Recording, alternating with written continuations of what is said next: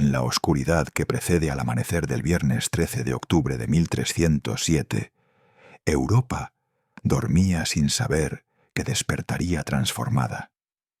Las comandancias templarias dispersas por Francia, esas fortalezas de piedra blanca que custodiaban caminos, albergaban peregrinos y administraban fortunas, permanecían en silencio, ajenas a lo que vendría con la luz. En París, en las torres del Temple, los caballeros veteranos quizás soñaban con Jerusalén perdida, con las arenas doradas de Tierra Santa que nunca volverían a pisar. En las preceptorías rurales, los hermanos sargentos que trabajaban la tierra o herraban caballos dormían el sueño profundo de quienes creen que el mañana será idéntico al ayer. Nadie imaginaba que el sol que estaba por salir iluminaría el comienzo de un exilio sin mapa, de una fuga sin destino claro, de una disolución que transformaría una de las instituciones más poderosas de la cristiandad en sombras errantes por una Europa súbitamente hostil. Hay algo profundamente perturbador en la idea de que todo puede cambiar en una sola noche. Los templarios habían existido durante casi 2 siglos como pilares de la estructura medieval, guerreros, banqueros, diplomáticos, constructores. Habían sobrevivido a la caída de Acre en 1291, al colapso final de los estados cruzados, a la pérdida de su razón de ser original. Se habían replegado a Europa, reorganizado, adaptado. Sus comandancias funcionaban como nodos de una red financiera y logística que conectaba el Mediterráneo con el Báltico, Lisboa con Jerusalén en el imaginario, Chipre con Londres en la práctica. Eran demasiado grandes para caer, demasiado útiles para ser eliminados, o eso creían. Pero el poder medieval no se sostenía en la utilidad, sino en la voluntad de reyes y papas, en las alianzas frágiles, en los equilibrios que podían romperse con una orden sellada en cera roja. Felipe IV de Francia, a quien la historia recordaría como Felipe el Hermoso, aunque su belleza fuera la máscara de una crueldad administrativa, había preparado el golpe con la precisión de quien conoce el valor del secreto. Las órdenes selladas habían sido distribuidas semanas antes a senescales y bailíos por todo el reino. Debían ser abiertas simultáneamente en la madrugada del viernes 13. La sincronización era esencial. Si un solo templario escapaba, si una sola comandancia era alertada, la operación fracasaría. Y así, mientras los caballeros dormían confiados en su inmunidad acumulada durante 200 años, los agentes del rey ya se movían en la oscuridad, rodeando edificios, bloqueando caminos, posicionándose en las puertas de madera reforzada que nunca habían necesitado ser tan sólidas. Imaginemos por un momento la textura de esa noche. El aire de octubre en Francia tiene una frialdad específica, un anuncio del invierno que todavía no es invierno, pero ya no es otoño. Las hojas caídas forman alfombras húmedas que amortiguan los pasos. La luna, si estaba visible, iluminaría los caminos de tierra apisonada, los muros de piedra de las comandancias, las cruces rojas pintadas o talladas en dinteles y estandartes. Dentro de los dormitorios comunitarios, los caballeros descansaban en sus catres simples, cubiertos con mantas de lana áspera. Algunos quizás no dormían. Veteranos con heridas antiguas que duelen más de noche, administradores preocupados por cuentas y préstamos, hombres de oración que se levantaban para maitines mucho antes del alba. Alguno de ellos presintió algo. Hubo sueños inquietos, premoniciones, esa sensación inexplicable de peligro que a veces despierta a los animales antes de un terremoto. Cuando las puertas fueron golpeadas, no abiertas con cortesía, sino golpeadas con la autoridad de quien lleva el sello real, El sonido debió resonar como un trueno en el silencio de la madrugada. Los guardias templarios, acostumbrados a defender contra enemigos externos, contra bandidos o ejércitos sarracenos, se encontraron frente a soldados franceses, oficiales del rey, hombres que hablaban su mismo idioma y portaban la autoridad de una corona cristiana. No había enemigo claro contra el cual desenvainar. La confusión inicial debió ser absoluta. ¿Un error? ¿Una inspección? ¿Órdenes del Papa? Las preguntas se multiplicaban mientras los templarios eran sacados de sus camas, registrados, encadenados. Los pergaminos eran confiscados, los cofres abiertos. Los inventarios comenzaban antes de que el sol iluminara completamente el horror de lo que estaba sucediendo. En el Temple de París, la comandancia principal, la operación fue especialmente brutal en su eficiencia. Jacques de Molay, el gran maestre, un hombre que había dedicado toda su vida adulta a la orden, que había luchado en Oriente, que había administrado propiedades y negociado con reyes, fue arrestado como un criminal común. Los cronistas posteriores dirían que no opuso resistencia, que la sorpresa fue tan completa que ni siquiera hubo tiempo para la indignación. Junto a él, los altos dignatarios de la orden, el visitador de Francia, los grandes comendadores, hombres cuyas decisiones movían ejércitos y fortunas, fueron reducidos a prisioneros en cuestión de horas. La velocidad con la que el poder absoluto se convirtió en impotencia absoluta es uno de los elementos más escalofriantes de esa mañana. No hubo batalla, no hubo sitio heroico, solo la implosión silenciosa de una estructura que se creía eterna. Pero lo que sucedió en Francia esa madrugada era solo el primer movimiento de una partida de ajedrez continental. Las noticias viajan, incluso en el siglo XIV. Los mensajeros cabalgan, los mercaderes hablan, los rumores se esparcen como incendios en verano seco. En cuestión de días, las comandancias templarias fuera de Francia empezaron a escuchar ecos de la catástrofe. En Aragón, en Castilla, en Inglaterra, en los territorios del Sacro Imperio, los templarios comenzaron a entender que el 13 de octubre no había sido un evento local, sino el inicio de algo mucho más vasto. El Papa Clemente V, débil y subordinado a Felipe IV, pronto emitiría bulas ordenando el arresto de templarios en toda la cristiandad. La red que había sido su fortaleza, esa presencia en prácticamente todos los reinos cristianos, se convirtió en su trampa.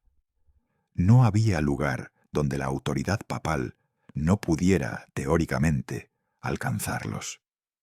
Y aquí comienza el verdadero tema de nuestra historia, el exilio sin mapa, la fuga hacia ninguna parte. Porque los templarios que no fueron capturados en Francia, o que escaparon de prisiones menos vigiladas en otros reinos, se encontraron ante una pregunta imposible: ¿a dónde ir? Europa, ese continente que habían ayudado a estructurar con sus rutas comerciales y sus castillos, se había convertido súbitamente en un laberinto sin salida. Cada reino tenía lazos con el papado. Cada puerto podía recibir órdenes de arresto. Cada ciudad donde habían tenido propiedades era ahora un lugar de peligro. El exilio, cuando uno es expulsado de un lugar hacia otro lugar específico, tiene al menos la claridad de un destino. Pero esto era diferente. Era la expulsión hacia la indefinición, hacia el limbo geográfico y legal. Imaginemos la mentalidad de un caballero templario en esas primeras semanas. Hombres que habían estructurado sus vidas enteras alrededor de la orden, que habían hecho votos de pobreza, castidad y obediencia, que no poseían nada propio porque todo pertenecía al colectivo. Su identidad no era individual, eran templarios antes que nombres particulares. y de repente esa identidad se volvía peligrosa. Llevar el manto blanco con la cruz roja era invitar al arresto. Identificarse como miembro de la orden era firmar la propia sentencia. Debían, literalmente, dejar de ser quienes habían sido durante décadas. Esta muerte simbólica, este borrarse a sí mismos para sobrevivir, es quizás más violento que cualquier batalla. En una batalla uno puede morir con honor, con el manto puesto y la espada en mano. Pero aquí se les pedía algo más cruel: sobrevivir negándose, desaparecer siendo visibles, convertirse en fantasmas en vida. Las primeras fugas fueron improvisadas. Algunos templarios se refugiaron en bosques, viviendo como ermitaños o uniéndose a bandas de proscritos. Otros buscaron protección en monasterios de órdenes amigas, cistercienses, benedictinos, que a veces los acogían con riesgo propio, escondiendo su identidad bajo hábitos diferentes. Algunos intentaron llegar a puertos, pensando quizás en Chipre, el último bastión templario en el Mediterráneo oriental, sin saber todavía que Chipre también caería bajo la presión papal. Los caminos de Europa, que los templarios habían transitado con autoridad y respeto durante generaciones, ahora debían ser recorridos de noche, evitando pueblos, eludiendo patrullas. Cada posada era un riesgo, cada rostro conocido era una potencial traición. Y aquí surge una pregunta que atravesará toda nuestra narrativa. ¿Cuántos lograron escapar realmente? Las cifras son esquivas, nebulosas. Los registros hablan de miles arrestados en Francia, cientos en otros reinos. Pero las comandancias templarias no solo albergaban caballeros. Había hermanos, sargentos, escuderos, capellanes, trabajadores laicos, administradores. Era una comunidad compleja. Muchos de los arrestados no eran guerreros, sino burócratas que manejaban préstamos y propiedades. Los caballeros militares, entrenados para la movilidad y la estrategia, quizás tuvieron mejores chances de evadir la captura inicial. Pero, ¿hacia dónde corrieron? Los documentos históricos muestran arrestos posteriores en lugares inesperados. Un templario capturado en Escocia años después, otro en Alemania, rastros dispersos que sugieren movimientos desesperados y erráticos. La noche del 13 de octubre había terminado, pero su oscuridad se extendería durante años. El amanecer que siguió no trajo claridad, sino una luz que revelaba la magnitud de la catástrofe. Europa, vista desde los ojos de un templario fugitivo, ya no era un hogar. Era un tablero donde todas las casillas pertenecían al rey de Francia y al papa. No había jugada segura. No había movimiento que garantizara supervivencia. Solo la opción entre permanecer inmóvil y ser capturado eventualmente, o moverse sin saber hacia dónde, confiando en rumores, en viejas alianzas personales que quizás ya no significaban nada, en la geografía accidentada de un continente que de repente parecía no tener suficientes rincones donde esconderse. Los meses que siguieron fueron de confusión generalizada. En algunos reinos, como Aragón, el rey Jaime II resistió inicialmente las presiones papales, no por simpatía hacia los templarios, sino por cálculo político. Confiscar sus propiedades requería procesos legales que él prefería controlar. En Inglaterra, Eduardo II también procedió con lentitud, más por debilidad administrativa que por protección deliberada. Estos retrasos crearon ventanas breves de tiempo donde algunos templarios pudieron reorganizarse, enviar mensajes, mover tesoros o documentos a lugares más seguros. Pero eran ventanas que se cerraban rápidamente. Cada mes que pasaba, más reinos capitulaban ante la presión papal. El Concilio de Vienne, en 1312, suprimiría oficialmente la orden. Para 1314, con la ejecución de Jacques de Molay y otros líderes en París, la disolución sería completa a nivel institucional. Pero la historia del exilio templario no termina con la disolución oficial. De hecho, apenas comienza. Porque lo que sucedió después del 13 de octubre de 1307 no fue simplemente el fin de una orden militar, sino el inicio de una dispersión que se convertiría en leyenda, en mito, en especulación histórica que duraría siglos. Los templarios que huyeron llevaban consigo no solo sus vidas, sino también conocimientos, símbolos, tradiciones, secretos administrativos y espirituales acumulados durante 200 años.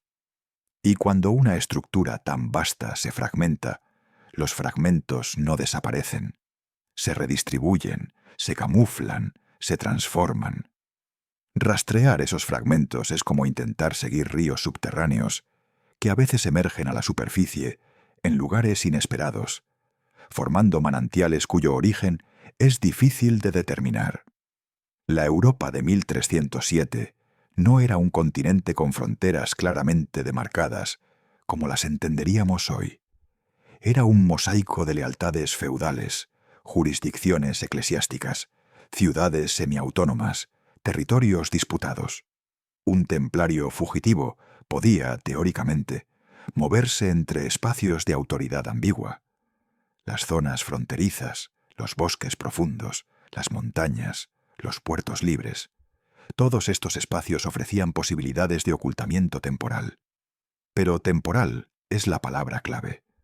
Ningún refugio era permanente. La presión papal era constante. Los obispos locales recibían instrucciones. Los inquisidores comenzaban a hacer preguntas. El cerco se cerraba lentamente, pero con inevitabilidad. Y sin embargo, en medio de esa inevitabilidad, hubo movimientos. Hubo decisiones tomadas en la oscuridad, planes improvisados que a veces funcionaban. Hubo templarios que lograron llegar a Portugal y fueron absorbidos por la nueva orden de Cristo. Otros que llegaron a Escocia durante la Guerra de Independencia y quizás, solo quizás, porque aquí la historia se vuelve nebulosa, lucharon en Bannockburn. Otros que desaparecieron en los territorios alemanes o en las tierras salvajes de Europa Oriental. Y otros, según algunas tradiciones, que tomaron barcos y navegaron hacia horizontes desconocidos, llevando consigo no solo sus vidas, sino también algo más intangible, la memoria de lo que habían sido, la esperanza de preservar algo de su tradición en lugares donde la mano del rey francés y del papa no pudiera alcanzarlos. El amanecer del 13 de octubre de 1307 no fue solo el fin de una noche, fue el comienzo de una larga twilight, de un crepúsculo que duraría generaciones. Los templarios como institución visible morirían. Pero los templarios como presencia dispersa, como influencia fragmentada, como símbolo de algo que fue y que quizás continuó de formas invisibles, esos templarios comenzarían un exilio que no tendría fecha de fin clara. Y es en ese exilio, en esas rutas sin mapas, en esa Europa sin refugio, donde nuestra historia realmente comienza. Para comprender la magnitud del exilio templario, primero debemos visualizar lo que se estaba desintegrando. La Orden del Temple no era simplemente un grupo de caballeros con armaduras blancas y cruces rojas. Era una red, una infraestructura continental que había tardado casi 2 siglos en construirse, piedra sobre piedra, acuerdo sobre acuerdo, ruta sobre ruta. Imaginemos un mapa de Europa en 1307, no el mapa político que conocemos hoy, sino un mapa funcional, un mapa de conexiones reales. En ese mapa, las comandancias templarias brillarían como constelaciones, puntos de luz conectados por líneas invisibles de comercio, comunicación, lealtad institucional. Desde las costas atlánticas de Portugal hasta las fronteras con Tierra Santa en Chipre, desde Escocia en el norte hasta Sicilia en el sur, los templarios habían tejido una presencia que trascendía los reinos individuales. Cada comandancia, o encomienda, como se llamaba en algunos territorios, era un microcosmos de la orden completa. No eran sólo fortificaciones militares, eran centros administrativos, granjas productivas, hospitales para peregrinos, bancos donde nobles y mercaderes depositaban fortunas, talleres donde se practicaban oficios especializados. Una comandancia típica en el campo francés podía incluir una capilla fortificada, dormitorios para los hermanos, establos para los caballos, animales que los templarios criaban con cuidado obsesivo, graneros, molinos, talleres de herrería. Alrededor de estas estructuras centrales se extendían tierras cultivadas por trabajadores laicos que vivían bajo protección templaria. La comandancia era, en muchos sentidos, un pequeño estado dentro del Estado, con sus propias leyes internas, su propia jerarquía, su propia economía. Las preceptorías urbanas, por otro lado, tenían un carácter diferente. En ciudades como París, Londres, Barcelona o Venecia, los templarios ocupaban edificios fortificados que funcionaban como sedes regionales, casas de banca, puntos de encuentro diplomático. El Temple de París era particularmente impresionante. Una fortaleza dentro de la ciudad, con torres altas que dominaban el paisaje urbano, capillas donde se guardaban reliquias, bóvedas subterráneas donde se almacenaban tesoros no sólo de la orden, sino también de reyes y nobles que confiaban a los templarios la custodia de sus riquezas. Estos edificios eran símbolos de poder, tanto como estructuras funcionales. Su presencia arquitectónica comunicaba permanencia, solidez, eternidad. Nadie que viera esas torres de piedra gris podía imaginar que un día serían confiscadas, vaciadas, reutilizadas para otros propósitos.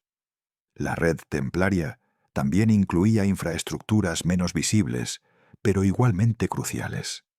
Puertos donde la orden mantenía flotas de barcos mercantes y de guerra.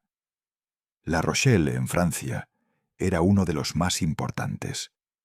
Un puerto atlántico desde donde los templarios comerciaban con Inglaterra, con la península ibérica, posiblemente incluso con territorios más lejanos. Había almacenes portuarios, astilleros, contratos con capitanes de barco, conocimientos náuticos acumulados durante generaciones. Los templarios no solo transportaban peregrinos y cruzados hacia Tierra Santa, también movían bienes comerciales, lana, vino, cereales, especias, aprovechando sus redes para generar ingresos que financiaban sus actividades militares.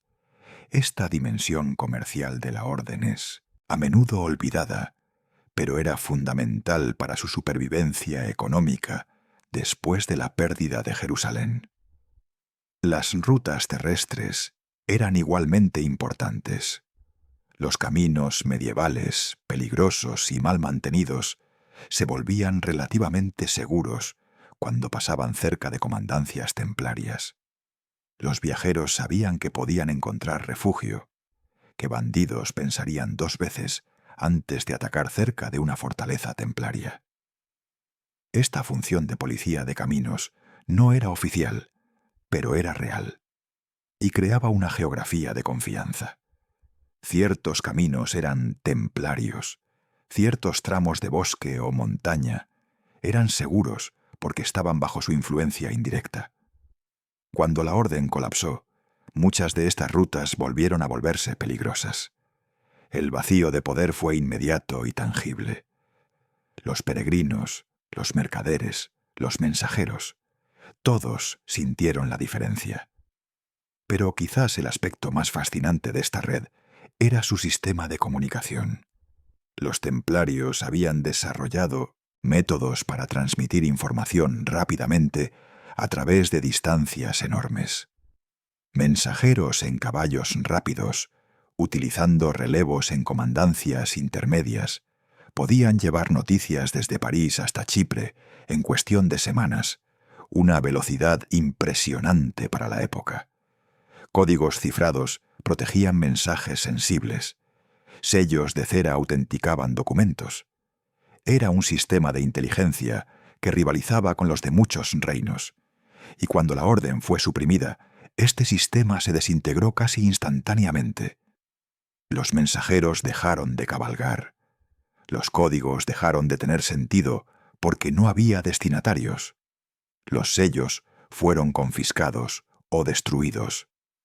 La red de información colapsó como una tela de araña cuando se corta el hilo central. Ahora imaginemos el 13 de octubre de 1307 como el momento en que alguien arranca ese mapa que describimos y comienza a romperlo en pedazos. Las comandancias en Francia son las primeras en caer. Los hermanos son arrestados, las puertas selladas, las propiedades inventariadas para su futura confiscación. Pero las noticias tardan en llegar a los territorios más lejanos. Una comandancia en el norte de Escocia quizás no se enteró hasta semanas después. Durante ese intervalo de ignorancia, la vida continuaba normal. Los hermanos rezaban sus horas canónicas, administraban sus tierras, cumplían sus votos. Vivían en un mundo que ya no existía, pero aún no lo sabían. Hay algo profundamente melancólico en esa imagen. Hombres realizando rutinas que se habían vuelto obsoletas sin que ellos lo supieran, como actores en un escenario cuando el público ya se ha ido. A medida que las noticias se esparcían, la fragmentación se aceleraba. Cada comandancia comenzó a tomar decisiones propias, sin coordinación central. Algunos comendadores decidieron resistir, creyendo que la tormenta pasaría, que el Papa corregiría el error, que los reyes entrarían en razón. Fortificaron sus posiciones, llamaron a hermanos, de comandancias menores, prepararon defensas. Fue una ilusión breve. La realidad medieval era que ninguna fortaleza podía resistir indefinidamente si el rey local decidía sitiarla. Y la mayoría de los reyes, siguiendo el ejemplo de Felipe IV, decidieron que confiscar las riquezas templarias era demasiado tentador para resistirse. Otros comendadores tomaron decisiones más pragmáticas. Comenzaron a dispersar recursos antes de que llegaran las órdenes de arresto. Tesoros fueron movidos de las bóvedas centrales a escondites temporales. Documentos importantes, archivos de préstamos, mapas de propiedades, correspondencia diplomática, fueron ocultados o quemados para evitar que cayeran en manos equivocadas. Algunos caballos de raza templaria, criados durante generaciones, fueron entregados a aliados de confianza para preservar las líneas de sangre. Reliquias religiosas que las comandancias habían acumulado fueron distribuidas a monasterios amigos. Era como desmantelar una casa antes de que llegue el huracán, sabiendo que no se puede salvar todo, pero intentando preservar lo esencial. Los hermanos más jóvenes, aquellos que habían entrado en la orden recientemente y aún no estaban completamente integrados en su estructura, probablemente fueron los primeros en huir. No tenían las décadas de compromiso emocional que ataban a los veteranos. Podían, con relativa facilidad, quitarse el manto blanco, dejar crecer el cabello que habían mantenido corto bajo la regla monástica, fundirse en la población general. Algunos probablemente volvieron a sus familias de origen, si esas familias estaban dispuestas a correr el riesgo de albergarlos. Otros buscaron trabajo, como soldados mercenarios, una profesión donde pocas preguntas se hacían sobre el pasado. El anonimato era posible para estos hombres, aunque debía ser un anonimato doloroso, cargado de secretos que no podían compartir. Los veteranos enfrentaban un dilema más complejo. Hombres que habían dedicado 30, 40 años a la orden no podían simplemente abandonar su identidad. Eran templarios en un sentido que iba más allá de lo institucional. Era quienes eran a nivel fundamental. Algunos de estos veteranos eligieron quedarse y enfrentar el arresto, creyendo quizás que la verdad los protegería, que los cargos falsos serían desmentidos en juicios justos. Otros, más realistas sobre la naturaleza del poder medieval, eligieron el exilio, pero llevando consigo algo precioso: la memoria institucional de la orden. Estos hombres conocían los rituales secretos, los códigos internos, las tradiciones espirituales que habían sido transmitidas de maestro a aprendiz durante generaciones. Si la orden iba a sobrevivir de alguna forma, sería a través de ellos. La fragmentación también tuvo dimensiones geográficas específicas. Las comandancias en la península ibérica, involucradas en la reconquista contra los reinos musulmanes, tenían relaciones diferentes con los monarcas locales que las comandancias en Francia.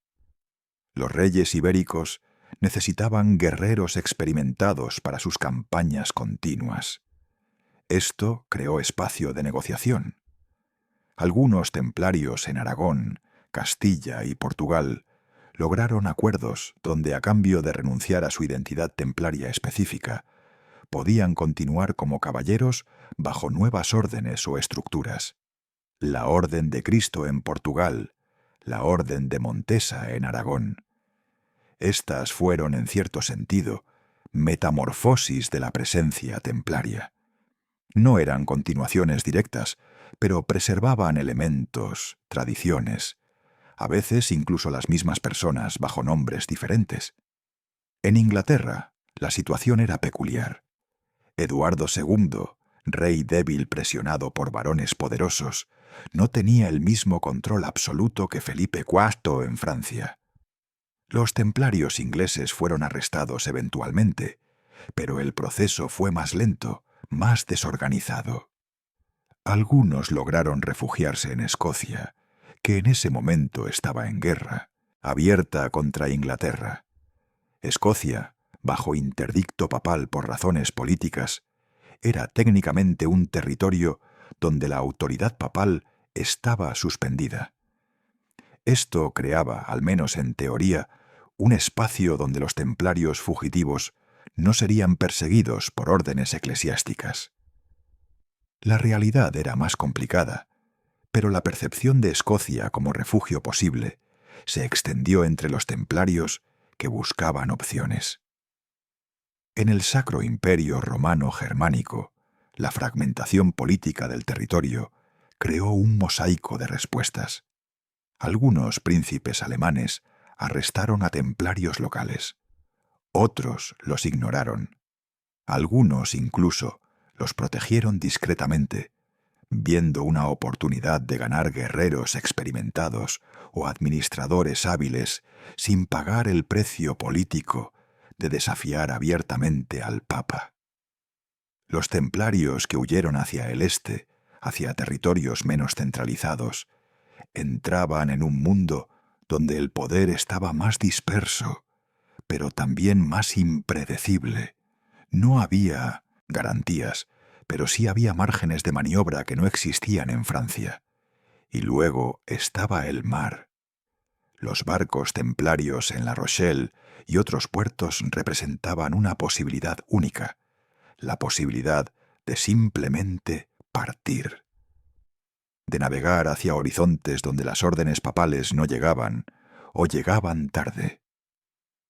Chipre era el destino obvio, pero Chipre estaba bajo presión del Papa. ¿Qué otros destinos eran posibles? Las costas del norte de África, donde había puertos comerciales con los que los templarios habían negociado durante décadas. Las islas del Mediterráneo, algunas de las cuales tenían gobernantes autónomos. El Atlántico, con sus rutas hacia Irlanda, hacia las costas salvajes de Noruega, quizás incluso más allá. La tradición oral posterior hablaría de barcos templarios que desaparecieron sin dejar rastro. ¿Naufragios? ¿Destinos secretos? ¿Viajes hacia territorios desconocidos? Las respuestas se perdieron en el silencio del agua salada. La desintegración de la red templaria no fue solo geográfica y administrativa, también fue humana. Hermanos que habían vivido juntos durante años, que habían compartido comidas en refectorios comunes, que habían rezado lado a lado, que habían ido a la guerra juntos, de repente se encontraban dispersados. Algunos nunca volverían a ver a sus hermanos de armas. Las cartas que antes fluían regularmente entre comandancias se detuvieron. Las reuniones anuales de la Orden, donde los líderes regionales se congregaban para discutir estrategia y finanzas, ya no se realizarían. La estructura que había dado coherencia a miles de vidas individuales se evaporó, dejando a cada hombre enfrentando solo las consecuencias. La Europa de 1307 no era un continente de fronteras nítidas, trazadas en mapas cartográficos. Era un entramado complejo de jurisdicciones superpuestas, lealtades feudales contradictorias, territorios disputados, donde la autoridad misma era una cuestión de interpretación. Para un templario fugitivo, esta complejidad representaba tanto una posibilidad como una trampa, porque si bien las fronteras difusas podían ofrecer espacios de ambigüedad donde esconderse, también significaban que ningún refugio era verdaderamente seguro. La autoridad papal, en teoría, alcanzaba cada rincón de la cristiandad, y la cristiandad, en 1307, era prácticamente toda Europa conocida, desde las costas atlánticas hasta las estepas húngaras, desde los fiordos escandinavos hasta las islas mediterráneas. Imaginemos el ejercicio mental que un comendador templario debió realizar cuando comprendió que el exilio era inevitable. Desplegando mentalmente el mapa de Europa, evaluando cada región, cada reino, cada territorio según criterios de supervivencia. ¿Dónde podría un grupo de caballeros fugitivos encontrar no solo refugio temporal, sino la posibilidad de existir sin ser constantemente perseguidos? La respuesta, desconcertante, era que no existía tal lugar dentro de la geografía oficial de la cristiandad.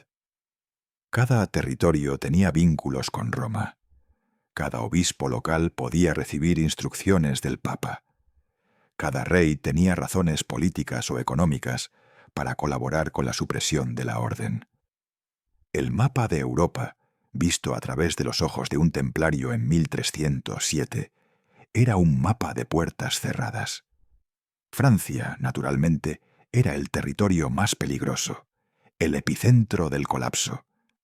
Las comandancias francesas habían sido las más numerosas y ricas, y precisamente por eso fueron el objetivo principal de Felipe IV. Toda la infraestructura del reino francés se volcó hacia la captura y procesamiento de templarios. Las prisiones se llenaron, los interrogatorios comenzaron. La tortura, aunque oficialmente regulada por normas eclesiásticas, se aplicó con entusiasmo. Francia se convirtió en el corazón de oscuridad del que cualquier templario sensato debía huir lo más rápido posible. Pero huir de Francia significaba cruzar fronteras terrestres o marítimas, y todas esas rutas de escape estaban monitoreadas, al menos en teoría. Hacia el este, los territorios que hoy conocemos como Bélgica, Holanda y el oeste de Alemania constituían un espacio fragmentado bajo múltiples autoridades. Los Países Bajos estaban divididos entre condados, ducados y obispados, con diversos grados de autonomía. Un templario fugitivo podía, teóricamente, moverse entre estas jurisdicciones, aprovechando la lentitud de las comunicaciones entre autoridades locales. Pero era un juego de tiempo. Tarde o temprano, las órdenes papales llegarían. Los obispos locales, incluso si personalmente simpatizaban con los templarios, enfrentaban presión institucional para cumplir con la supresión. Y los gobernantes seculares veían en las propiedades templarias confiscadas una oportunidad económica demasiado tentadora. El Sacro Imperio Romano Germánico presentaba un caso peculiar. Su fragmentación política extrema, cientos de principados, ciudades, libres, obispados con poder temporal, creaba un paisaje de autoridad difusa. El emperador Enrique VII no tenía el control centralizado que Felipe IV ejercía en Francia. Esto significaba que las respuestas a la supresión templaria variaron enormemente de un territorio alemán a otro. Algunos príncipes arrestaron a templarios locales con diligencia, otros simplemente confiscaron sus propiedades, pero permitieron que los hermanos se dispersaran sin persecución activa. Algunos territorios más remotos, especialmente en el este, hacia las fronteras con Polonia y Bohemia, probablemente ni siquiera recibieron las órdenes papales durante meses. Para un templario fugitivo, estos territorios orientales del imperio representaban una posibilidad. Regiones donde la autoridad central era débil, donde la presencia de guerreros experimentados podía ser valorada por señores locales, donde era posible reinventarse. Hacia el norte, Escandinavia representaba un tipo diferente de frontera. Noruega, Suecia y Dinamarca eran reinos cristianizados pero periféricos. La presencia templaria allí había sido siempre limitada. No había grandes comandancias, solo pequeñas propiedades y acuerdos comerciales. Esto significaba que había poco que confiscar, pero también que había poco conocimiento sobre quiénes eran los templarios realmente. Un caballero fugitivo que llegara a Bergen o Estocolmo podría potencialmente presentarse simplemente como un guerrero experimentado buscando empleo. Los reyes escandinavos, involucrados en sus propias disputas territoriales y comerciales, probablemente tenían preocupaciones más urgentes que perseguir a miembros de una orden militar lejana. El frío del norte, las distancias vastas, la cultura diferente. Todo esto hacía de Escandinavia un refugio posible, pero difícil. Era necesario saber navegar, conocer las rutas marítimas del Báltico, estar dispuesto a adaptarse a un mundo muy diferente del Mediterráneo templario. Inglaterra ocupaba una posición geográfica y política ambigua. Como isla, ofrecía cierto aislamiento natural. Las noticias del continente llegaban por barco, con retrasos inevitables. Eduardo II, el rey inglés, era débil y manipulable, pero precisamente por eso no podía ignorar completamente las presiones papales. Los templarios ingleses fueron eventualmente arrestados, pero el proceso fue menos brutal que en Francia. Algunos fueron simplemente confinados en monasterios, donde vivieron el resto de sus días en una especie de arresto domiciliario monástico. Otros desaparecieron antes de que las órdenes se ejecutaran completamente. ¿Hacia dónde?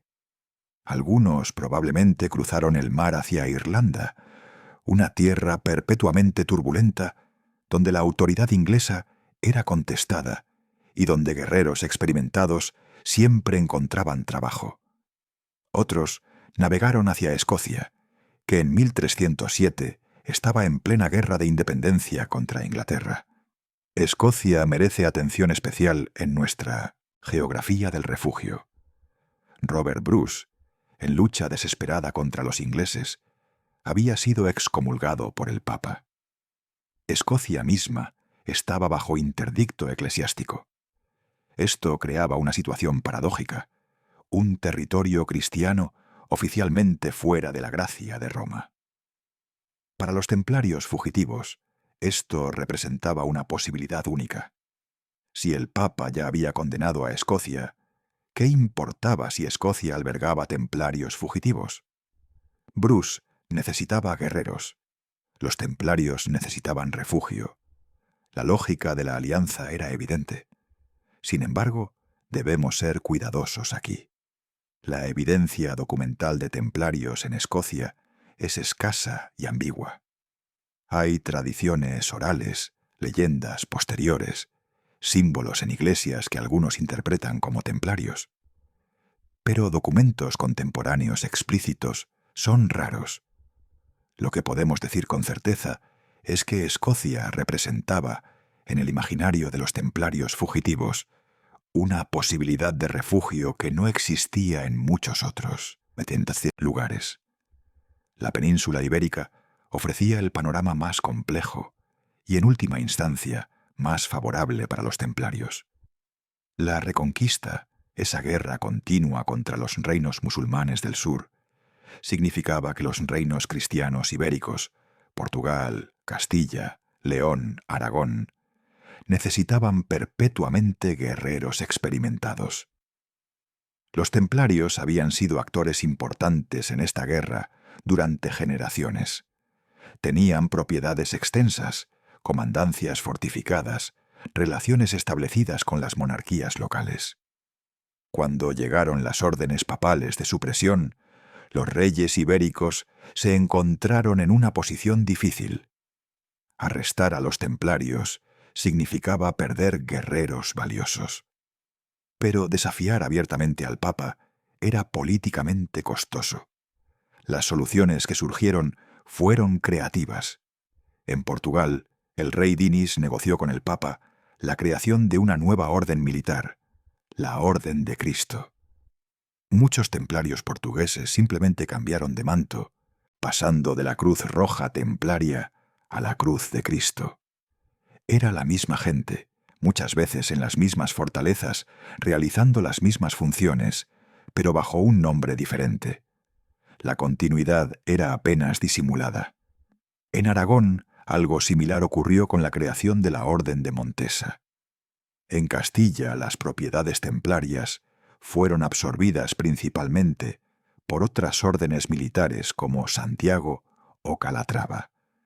Algunos templarios se integraron en estas órdenes. Otros simplemente se retiraron a vida secular con pensiones modestas.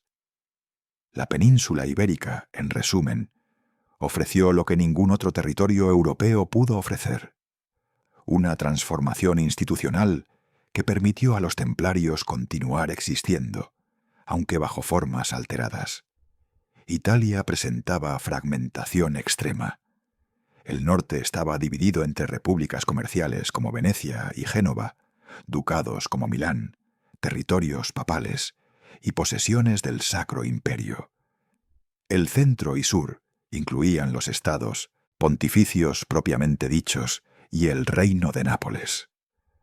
Para los templarios, Italia era territorio especialmente peligroso porque incluía a Roma, el centro del poder papal. Sin embargo, las ciudades-estado del norte, enfocadas en comercio y frecuentemente en conflicto con el papado por cuestiones de autoridad temporal, podían ofrecer espacios de ambigüedad. Un templario con habilidades administrativas o comerciales podría, potencialmente, encontrar empleo en Venecia o Génova sin identificarse explícitamente como templario.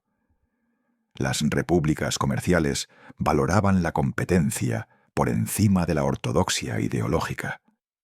Europa oriental, Hungría, Polonia, los territorios de los caballeros teutónicos, representaba la frontera de la cristiandad con mundos diferentes. Hungría era un reino establecido, cristianizado desde hacía siglos, pero con tradiciones propias y cierta distancia de los centros de poder occidental. Polonia estaba en proceso de consolidación territorial. Los Caballeros teutónicos, una orden militar rival de los templarios, controlaban territorios en el Báltico oriental, evangelizando y conquistando simultáneamente tierras paganas. Para los templarios fugitivos, estos territorios orientales representaban posibilidades, pero también incertidumbres. ¿Cómo serían recibidos por los caballeros teutónicos, que podrían verlos como competidores caídos en desgracia o como hermanos de armas en circunstancias difíciles? No hay respuestas claras. Más allá de las fronteras de la cristiandad latina, existían otros mundos. Bizancio, el Imperio Romano de Oriente, seguía existiendo, aunque muy reducido territorialmente. Los templarios habían tenido relaciones complejas con Bizancio, a veces aliados, a veces competidores, siempre con tensiones teológicas entre cristianismo latino y ortodoxo. ¿Podrían templarios fugitivos encontrar refugio en territorios bizantinos? Teóricamente sí, pero las diferencias culturales y religiosas eran sustanciales. Más allá aún estaban los territorios musulmanes del norte de África y Oriente Medio. Los templarios habían luchado contra ellos durante generaciones, pero también habían comerciado, negociado, desarrollado respeto mutuo con ciertos líderes musulmanes. ¿Era concebible que templarios desesperados buscaran refugio entre antiguos enemigos? Las fuentes históricas no mencionan esto, pero la especulación es inevitable cuando consideramos la desesperación del exilio. El Mediterráneo mismo era una frontera fluida. Las islas, Chipre, Rodas, Malta, Sicilia, Cerdeña, las Baleares, cada una tenía su propia situación política. Chipre era particularmente importante porque había sido el último bastión templario en Oriente después de la caída de Acre. La comandancia de Chipre era rica y autónoma. Cuando llegaron las órdenes de supresión, los templarios chipriotas resistieron inicialmente. Había esperanza de que la isla pudiera convertirse en refugio permanente. Pero la presión papal eventualmente alcanzó incluso a Chipre. Los barcos cruzaban el Mediterráneo llevando órdenes, amenazas, demandas. Chipre capituló. Los templarios fueron arrestados. El último refugio oficial desapareció. Lo que emerge de este recorrido geográfico es una verdad incómoda. No había refugio perfecto. Cada territorio ofrecía posibilidades temporales, soluciones parciales, espacios de ambigüedad que podían colapsar en cualquier momento. La geografía del exilio templario era una geografía de compromisos imposibles. Permanecer en un lugar significaba arriesgarse a ser eventualmente descubierto. Moverse constantemente significaba vivir en perpetua incertidumbre. La única verdadera seguridad habría sido desaparecer completamente, renunciar a toda identidad templaria, fundirse en la población general, olvidar voluntariamente todo lo que habían sido. Algunos templarios probablemente eligieron esto. Otros no pudieron o no quisieron. Para estos últimos, Europa se había convertido en un laberinto sin salida, un continente donde cada camino eventualmente conducía de vuelta al punto de partida. La amenaza de arresto, juicio, prisión o muerte. Los documentos históricos son, por naturaleza, incompletos. Registran lo oficial, lo público, lo que los escribas consideraron digno de preservar en pergamino costoso. Las fugas, por el contrario, ocurren en los márgenes de la historia. Son actos de desesperación realizados en la oscuridad, sin testigos que tomen nota, sin cronistas que documenten cada paso. Lo que sabemos sobre las huidas templarias proviene de fragmentos, menciones oblicuas en registros de arrestos posteriores, confesiones extraídas bajo tortura, donde los fugitivos mencionan a quienes los ayudaron, tradiciones orales que se transmitieron durante generaciones en pueblos donde alguien recordaba haber visto a los caballeros blancos pasar de noche. Es a partir de estos fragmentos que debemos reconstruir, con humildad y conciencia de nuestras limitaciones, cómo fue realmente escapar cuando el mundo entero se convirtió en prisión. Imaginemos la noche del 13 de octubre, o quizás las noches inmediatamente posteriores, en una comandancia rural en el norte de Francia. Los hermanos han escuchado rumores inquietantes. Un mensajero ha llegado galopando desde una comandancia vecina con noticias terribles. Arrestos masivos en París, el gran maestre capturado, órdenes selladas ejecutándose en toda Francia. El comendador local, un veterano con cicatrices de Tierra Santa, reúne a los hermanos en la capilla. La conversación es breve. No hay tiempo para debates. Las opciones son limitadas. Quedarse y enfrentar el arresto con la esperanza de que la justicia prevalecerá, o huir ahora, esa misma noche, antes de que lleguen los soldados del rey. Los hermanos más jóvenes están asustados. Los veteranos están furiosos pero pragmáticos. La decisión se toma casi sin palabras. Aquellos que puedan moverse deben moverse. Los ancianos, los enfermos, permanecerán y enfrentarán lo que venga. La preparación para la fuga debe haber sido caótica. ¿Qué llevar? El manto blanco con la cruz roja, símbolo de identidad durante años, ahora es una sentencia de muerte. Debe ser dejado atrás o escondido. Ropa secular debe ser encontrada. Túnicas simples, capas oscuras que no llamen la atención. Armas son esenciales, pero las espadas templarias, magníficamente forjadas y a menudo marcadas con símbolos de la orden, son demasiado reconocibles. Se necesitan armas anónimas, cuchillos comunes, quizás un arco si alguien sabe usarlo. Comida para varios días, pan duro, queso, carne seca, agua o vino en odres de cuero. Dinero es complicado. Los templarios, bajo voto de pobreza individual, no poseen monedas propias, pero las comandancias tienen tesoros. El comendador abre las bóvedas, distribuye monedas de oro y plata. Es una violación técnica de sus votos, pero los votos ya no significan nada en un mundo que ha decidido que la orden es criminal. Los caballos son otro dilema. Los templarios son famosos por sus caballos. Animales criados específicamente para la guerra, grandes, fuertes, entrenados para no asustarse en batalla. Pero estos caballos también son reconocibles. Un campesino montando un destrier templario despertaría sospechas inmediatas. Algunos hermanos deciden ir a pie, confiando en su resistencia física.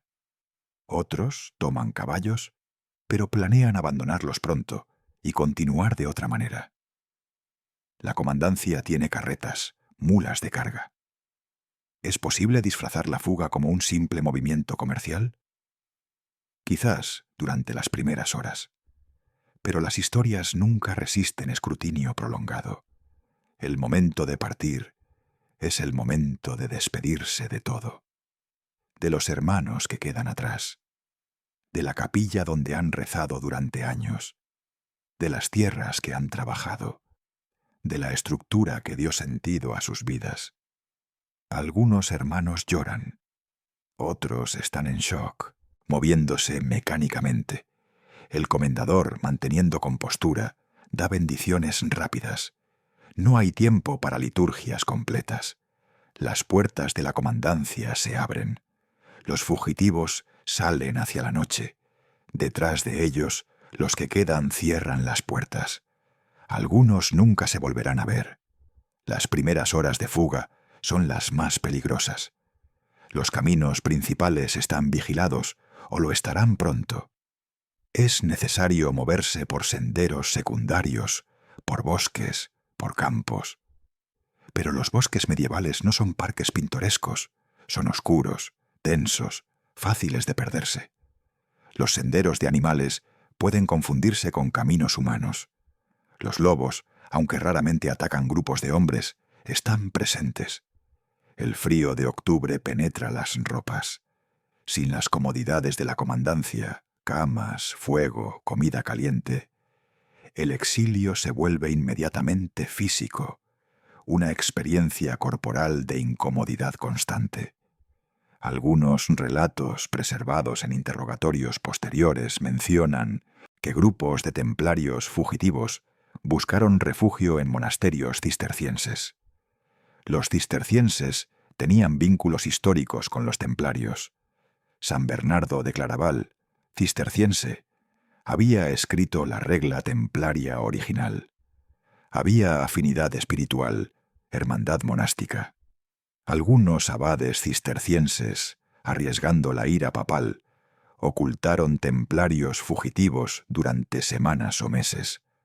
Los escondieron en granjas remotas, administradas por el monasterio. Les dieron hábitos cistercienses para que pudieran moverse con menos peligro. Pero esto era arriesgado para todos. Si se descubría que un monasterio albergaba templarios, el abad podía ser arrestado. El monasterio podía perder sus privilegios. Era un acto de caridad cristiana llevado al límite de lo posible.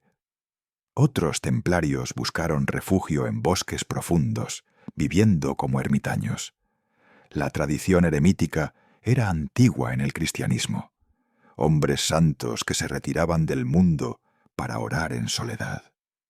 Un templario que se presentara como ermitaño podría, potencialmente, vivir años en un bosque sin despertar sospechas. Los campesinos locales, respetuosos de los ermitaños, podrían incluso llevarle comida ocasionalmente. Pero esta vida requería habilidades específicas: saber construir refugio, encontrar agua, cazar o recolectar alimentos. No todos los templarios, especialmente aquellos que habían vivido en comandancias urbanas, administrando finanzas, estaban preparados para esta existencia primitiva. Las ciudades ofrecían un tipo diferente de anonimato. Una gran ciudad como París, irónicamente, podría ser más segura que el campo abierto, porque en la masa de población era más fácil desaparecer.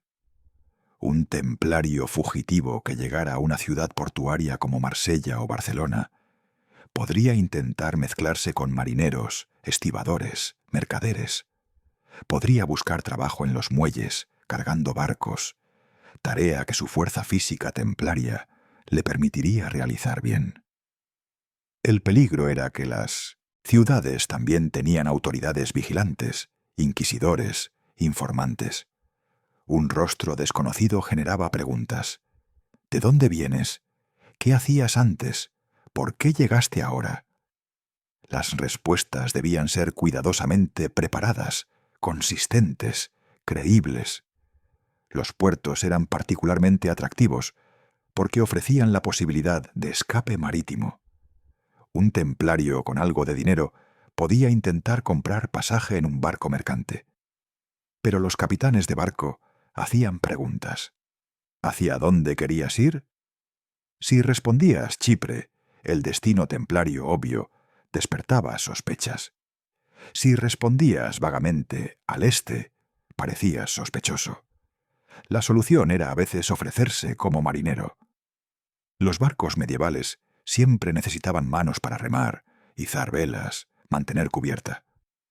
Un hombre fuerte era bienvenido. Y una vez en el mar, lejos de autoridades terrestres, había más libertad. El capitán del barco era la única autoridad. Si el capitán era simpatizante o simplemente indiferente, un templario fugitivo podía navegar hacia destinos inciertos con relativa seguridad temporal. La Rochelle, el gran puerto templario en la costa atlántica francesa, es el centro de muchas leyendas. Según algunas tradiciones, en las noches previas a los arrestos masivos, varios barcos templarios zarparon del puerto, cargados con tesoros, documentos y caballeros fugitivos. Los destinos de estos barcos son objeto de especulación infinita. Algunos dicen que navegaron hacia Escocia, otros sugieren Portugal. Algunos especulan que cruzaron el Atlántico hacia territorios desconocidos, una teoría romántica, pero históricamente improbable, dado el estado de la navegación en 1307. Lo que es cierto es que la flota templaria de La Rochelle desapareció de los registros históricos. Los barcos no fueron encontrados. No hay inventarios de su captura. Simplemente se desvanecieron. Naufragios, ventas rápidas a mercaderes privados, viajes secretos exitosos. Nunca lo sabremos, con certeza. Los disfraces eran esenciales para la supervivencia. Un templario fugitivo no podía simplemente declarar su identidad. Necesitaba una historia de cobertura, una identidad alternativa que explicara quién era y qué hacía. Algunos se presentaban como peregrinos, aprovechando que los peregrinos viajaban constantemente por Europa hacia Santiago de Compostela, Roma, o incluso intentando llegar a Tierra Santa. Un peregrino podía explicar por qué estaba en caminos, por qué no tenía residencia fija, por qué viajaba con poco equipaje. El problema era que los peregrinos reales solían llevar símbolos específicos: conchas si iban a Santiago, cruces si iban a Jerusalén. Un templario fugitivo debía conocer estos detalles para que su disfraz fuera convincente. Otros se presentaban como mercaderes. Los templarios tenían conocimientos financieros y comerciales profundos. Un ex administrador templario podría creíblemente presentarse como mercader de lana o vino. Podría llevar muestras de productos, hablar convincentemente sobre precios y rutas comerciales. El peligro era que los mercaderes reales tenían conexiones, cartas de crédito, reputaciones en ciudades específicas. Un mercader sin estas conexiones despertaba sospechas. Era un equilibrio delicado entre parecer legítimo y no ser verificable. Algunos templarios intentaron refugiarse en sus familias de origen. Antes de unirse a la orden, habían sido hijos de nobles o burgueses. Esas familias todavía existían. Un templario fugitivo podría, teóricamente, volver a la casa de su padre o hermano. Pero esto ponía a la familia en peligro terrible. Albergar a un templario fugitivo era técnicamente obstrucción de justicia. Si se descubría, toda la familia podría enfrentar consecuencias legales: confiscación de propiedades, arrestos, pérdida de estatus social. Algunas familias, por amor o lealtad, corrieron el riesgo. Otras, temerosas o pragmáticas, rechazaron a sus parientes templarios. Imaginemos la escena: un hombre llamando a la puerta de la casa donde creció, siendo reconocido por su hermano, y luego escuchando: «No puedes quedarte, lo siento, tienes que irte». El exilio se volvía entonces doblemente doloroso. No solo expulsado del mundo, sino también rechazado por la sangre. Los símbolos secretos se volvieron importantes. Los templarios que huían juntos necesitaban formas de reconocerse sin declarar abiertamente su identidad. Según algunas tradiciones, desarrollaron señas, gestos específicos, palabras código. Un templario fugitivo llegando a una ciudad desconocida podría ir a una iglesia, hacer una señal específica durante la misa y esperar que otro templario oculto en la congregación la reconociera. Estas redes de reconocimiento mutuo eran frágiles y peligrosas. Si un informante aprendía las señas, podía usarlas para tender trampas. Pero sin algún sistema de reconocimiento, los templarios dispersos estaban completamente aislados, sin manera de encontrar aliados. La transformación psicológica del exilio era quizás más profunda que la física. Un caballero templario había estructurado su identidad completa alrededor de la orden. despertaba con las campanas que llamaban a maitines. Comía en el refectorio según reglas específicas, entrenaba con sus hermanos, rezaba en comunidad. Todo tenía orden, significado, propósito. En el exilio todo esto desaparecía. Despertaba solo o con compañeros fugitivos que también estaban desorientados. Comía cuando podía, sin rituales. El día no tenía estructura. Las horas canónicas continuaban teóricamente. Los templarios eran monjes guerreros, después de todo. Pero rezar las horas en un bosque oscuro, sin comunidad, sin capilla, transformaba la práctica en algo extraño, vacío. La identidad se erosionaba día a día. ¿Quién era un templario sin el temple? ¿Quién era un caballero sin orden de caballería? Estas preguntas debieron atormentar las noches insomnias de muchos fugitivos. En la península ibérica, la supresión templaria adquirió matices diferentes que en el resto de Europa.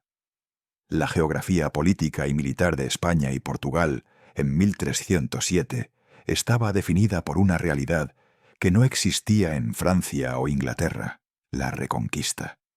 Esa guerra continua, irregular, a veces latente y a veces explosiva contra los reinos musulmanes del sur, había estructurado la existencia de los reinos cristianos ibéricos durante siglos. Las órdenes militares, templarios, hospitalarios, Santiago, Calatrava, Alcántara, no eran ornamentos medievales ni reliquias de cruzadas lejanas. Eran instrumentos activos de expansión territorial, colonización de tierras reconquistadas, defensa de fronteras fluctuantes. Los reyes ibéricos no podían simplemente arrestar a todos los templarios sin calcular el costo militar y político de perder guerreros experimentados precisamente cuando aún los necesitaban. El rey Dinis de Portugal enfrentaba un dilema particularmente complejo cuando llegaron las bulas papales ordenando la supresión de la Orden del Temple. Portugal había sido reconquistado del dominio musulmán relativamente tarde en la historia ibérica. Lisboa había caído en manos cristianas solo en 1147, con ayuda precisamente de cruzados que incluían templarios. Las comandancias templarias en Portugal eran numerosas y estratégicamente ubicadas. Tomar, la más importante, era prácticamente una fortaleza-estado dentro del reino. Los templarios portugueses controlaban tierras extensas, castillos fronterizos, recursos económicos sustanciales. Arrestarlos y confiscar todo significaba desmantelar una parte significativa de la infraestructura defensiva del reino. Pero desafiar abiertamente al Papa era impensable para un rey que necesitaba legitimidad eclesiástica. La solución que Dinis eventualmente negoció fue brillante en su pragmatismo cínico.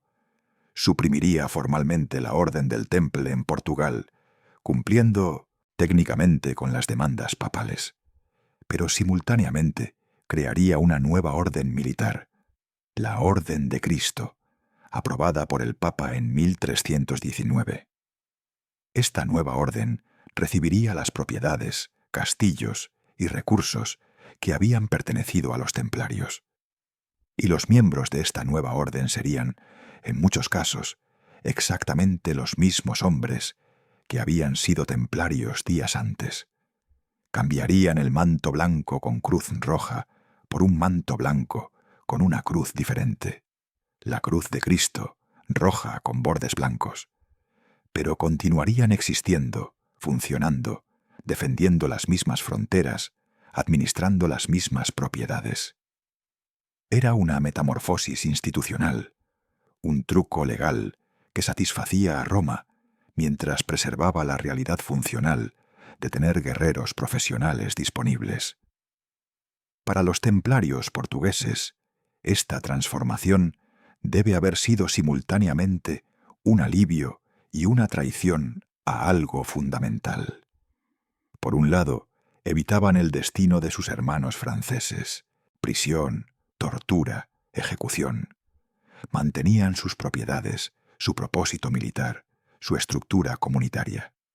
Pero, por otro lado, la identidad templaria, forjada durante casi 2 siglos, era oficialmente eliminada. Ya no eran templarios.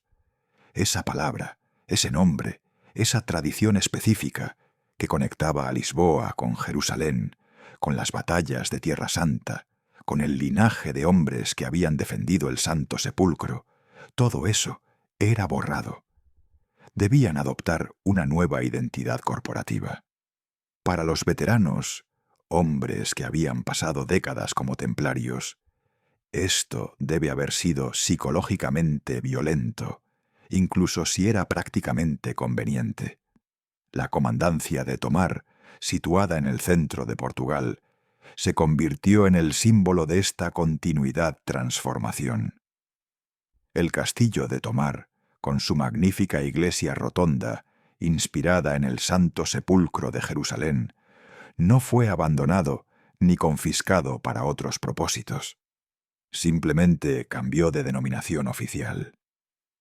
Los caballeros que habitaban sus muros continuaron entrenando, rezando, administrando las tierras circundantes. Las rutinas diarias probablemente cambiaron poco, pero los estandartes eran diferentes. Los sellos en documentos oficiales llevaban símbolos nuevos. La memoria institucional era oficialmente discontinua, aunque la práctica fuera continua. Esta disonancia entre forma y sustancia caracterizó el refugio portugués, seguridad física a cambio de muerte simbólica. Algunos templarios portugueses, sin embargo, no aceptaron esta transformación. Para ellos, ser templario no era simplemente un rol funcional que podía transferirse a otra organización. Era una vocación espiritual específica, un voto hecho ante Dios y ante la memoria de los fundadores de la orden. Cambiar de nombre les parecía una traición. Estos hombres, ¿cuántos eran exactamente es imposible determinar? Eligieron el verdadero exilio. Abandonaron Portugal y buscaron territorios donde pudieran, quizás, mantener alguna forma de identidad templaria sin compromiso. Algunos probablemente navegaron hacia el norte, hacia Escocia. Otros quizás intentaron llegar a territorios más remotos de Europa Oriental. Lo que es seguro es que para ellos Portugal ofreció un refugio que era peor que ningún refugio: la posibilidad de sobrevivir físicamente a costa de morir espiritualmente. En Aragón la situación era similar, pero el proceso fue más lento y más conflictivo.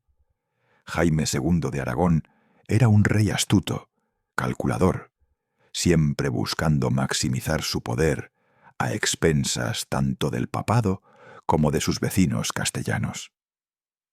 Cuando llegaron las órdenes papales, Jaime no actuó inmediatamente. Permitió que pasaran meses antes de tomar medidas contra los templarios aragoneses. Esta dilación creó un período de incertidumbre agonizante para los templarios en sus territorios. No estaban siendo arrestados, pero tampoco estaban seguros. Cada día podía ser el último de su libertad relativa. Algunos aprovecharon este tiempo para dispersar recursos, enviar mensajes a comandancias en otros reinos, prepararse para varios escenarios posibles. Cuando Jaime finalmente actuó, lo hizo de manera peculiar. Ordenó el arresto de templarios aragoneses, sí, pero los confinó principalmente en castillos templarios, custodiados, pero no torturados. No había en Aragón el entusiasmo inquisitorial que caracterizó los procesos en Francia. Los interrogatorios eran formales, casi burocráticos. Se buscaban confesiones de herejía, las acusaciones estándar: escupir en la cruz, negar a Cristo, adorar ídolos. Pero no se aplicaba tortura sistemática para obtenerlas. Los templarios aragoneses, en su mayoría, negaron los cargos, y sin confesiones los procesos legales se estancaban. Jaime parecía satisfecho con esta situación de limbo legal. Los templarios estaban neutralizados, sus propiedades bajo su control efectivo, pero no ejecutados ni formalmente condenados. El Concilio de Tarragona, convocado en 1312 para tratar el caso templario en Aragón, fue un ejercicio de ambigüedad deliberada. Los obispos aragoneses, bajo presión papal, pero también conscientes de las preferencias del rey, produjeron veredictos que eran técnicamente condenatorios, pero prácticamente benignos. Algunos templarios fueron declarados culpables de irregularidades menores y sentenciados a penitencias simbólicas. Otros fueron absueltos por falta de evidencia. Muy pocos enfrentaron castigos severos. Y las propiedades templarias, en lugar de ser devueltas a la Iglesia o distribuidas entre otras órdenes existentes, fueron eventualmente asignadas a una nueva orden creada específicamente, la Orden de Montesa, establecida en 1317. Montesa, como la Orden de Cristo en Portugal, era una solución de compromiso. Permitía al rey controlar los recursos militares y económicos que habían pertenecido a los templarios, mientras formalmente cumplía con la supresión papal de la Orden del Temple. Algunos templarios aragoneses se unieron a Montesa. Otros se retiraron a vida secular con pensiones. Otros desaparecieron de los registros, presumiblemente huyendo hacia otros territorios. Para los templarios que aceptaron la transformación, Aragón ofreció supervivencia, pero con condiciones. Debían renunciar a su identidad templaria específica. Debían aceptar que la institución que había definido sus vidas estaba muerta. Podían continuar siendo guerreros al servicio de Dios y del rey, pero no como templarios. En Castilla, el proceso fue diferente nuevamente. El reino más grande de la península ibérica tenía sus propias órdenes militares que eran rivales tradicionales de los templarios: Santiago, Calatrava, Alcántara. Estas órdenes habían mirado con envidia las propiedades templarias durante décadas. Cuando llegó la oportunidad de la supresión, presionaron al rey Fernando IV para que las propiedades templarias fueran distribuidas entre ellas en lugar de crear una nueva orden. Fernando, joven y débil, cedió a estas presiones. Las comandancias templarias en Castilla fueron divididas y absorbidas por las órdenes rivales. Los templarios castellanos enfrentaron la elección de unirse a estas órdenes, convirtiéndose efectivamente en miembros de organizaciones que habían sido sus competidoras, o retirarse completamente de la vida militar religiosa. Esta fragmentación de destinos en la península ibérica ilustra algo fundamental sobre el exilio templario. No fue un fenómeno uniforme.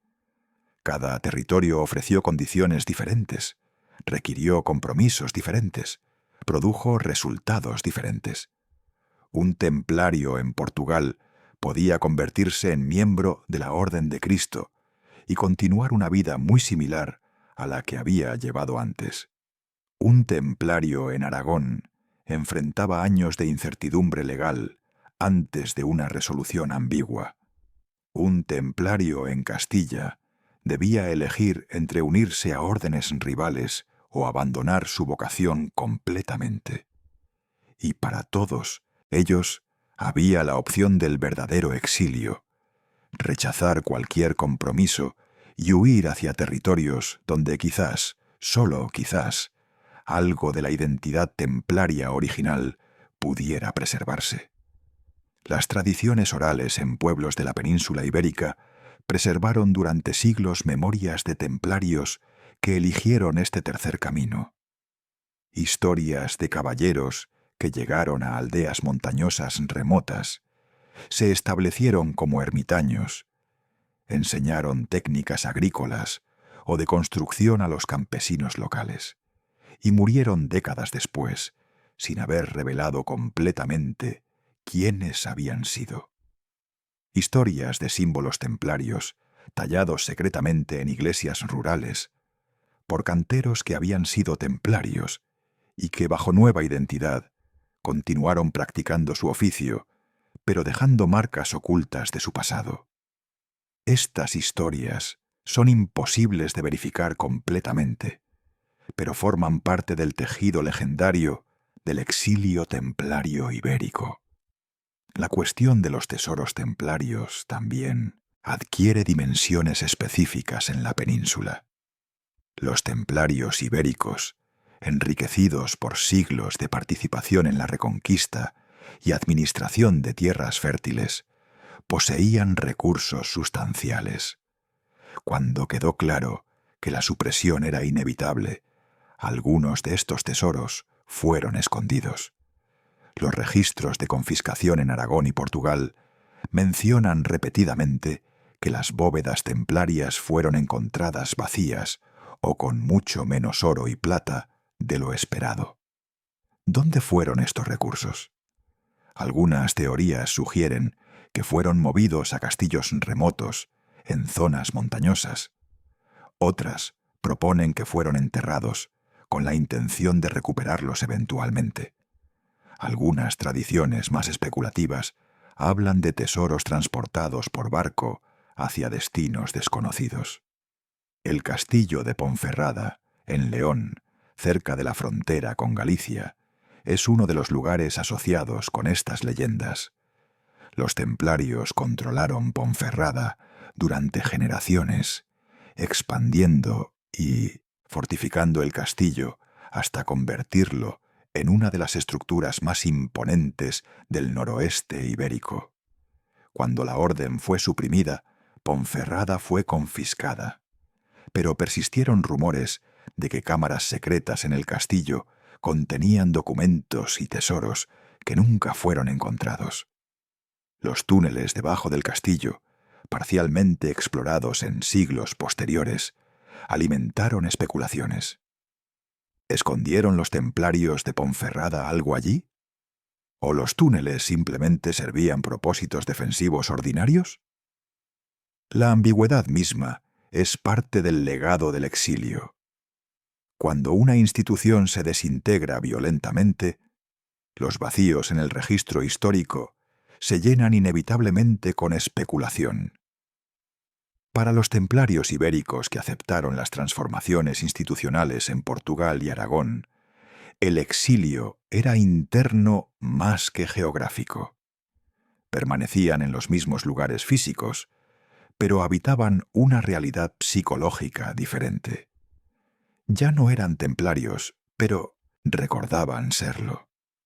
Cada vez que ponían el nuevo manto de la Orden de Cristo o de Montesa, ¿pensaban en el manto templario que habían usado antes? Cuando rezaban en capillas que habían sido construidas por templarios para templarios, ¿sentían que estaban profanando algo sagrado con su presencia bajo nueva identidad? O quizás, con el tiempo, la nueva identidad se volvía genuina.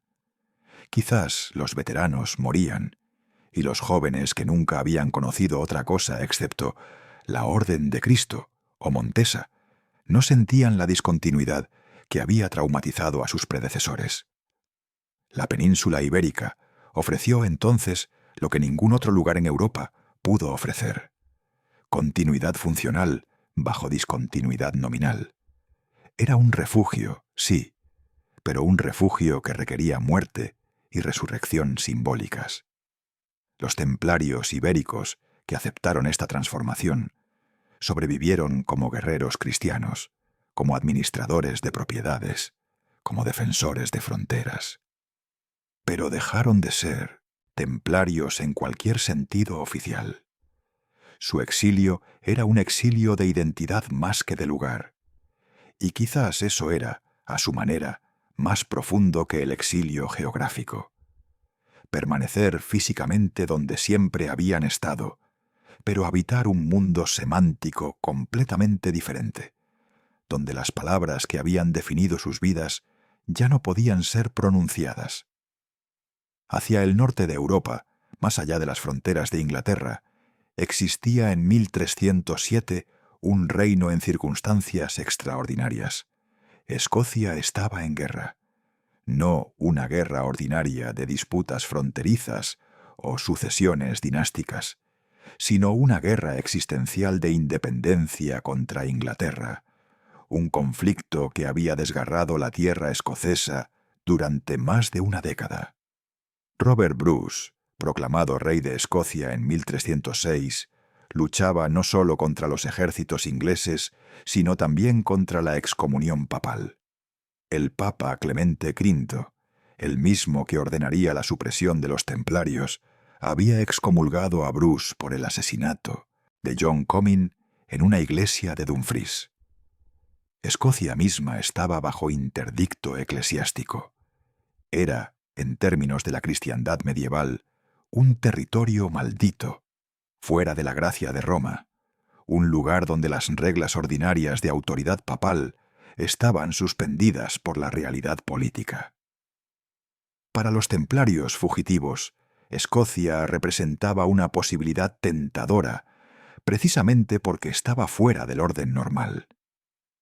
Si el Papa había condenado tanto a los templarios como a Escocia, ¿no había allí una lógica de alianza entre condenados?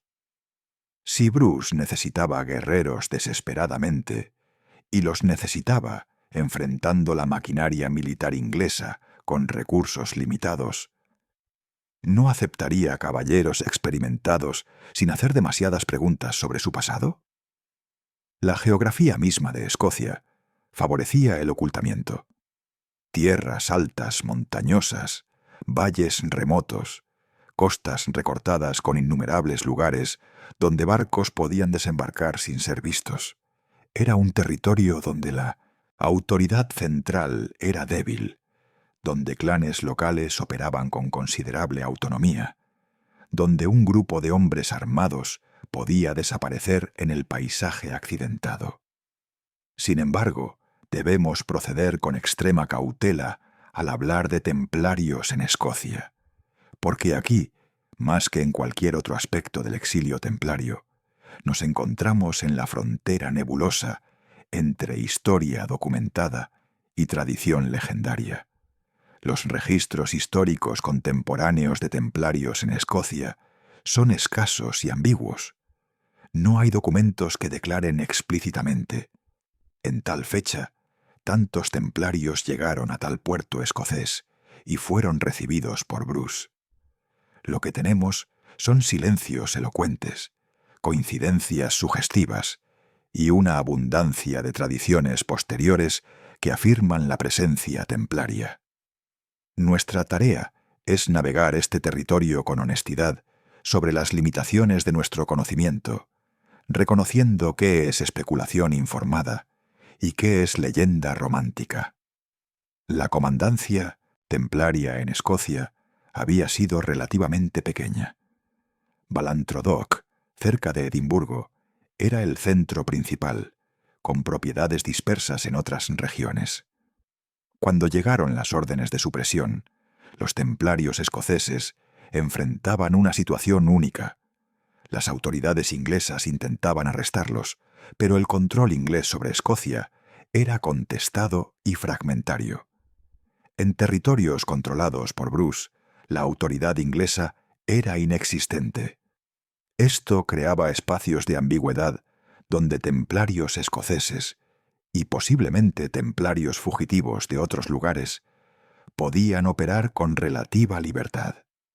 No hay registros de arrestos masivos de templarios en Escocia comparable a los de Francia. Algunos fueron capturados en territorios controlados por Inglaterra, pero muchos simplemente desaparecen de los documentos históricos. La pregunta inevitable es: ¿qué les pasó? Una teoría, defendida por algunos historiadores con cautela y por otros con entusiasmo romántico, es que se unieron a las fuerzas de Robert Bruce. La evidencia circunstancial es tentadora. Bruce necesitaba guerreros. Los templarios eran guerreros de élite sin lugar a donde ir. Bruce estaba excomulgado. lo que significaba que albergar templarios excomunicados no empeoraría su situación ante Roma. Y luego está la batalla de Bannockburn en 1314, la victoria decisiva de Bruce contra los ingleses, una batalla que cambió el curso de la Guerra de Independencia escocesa.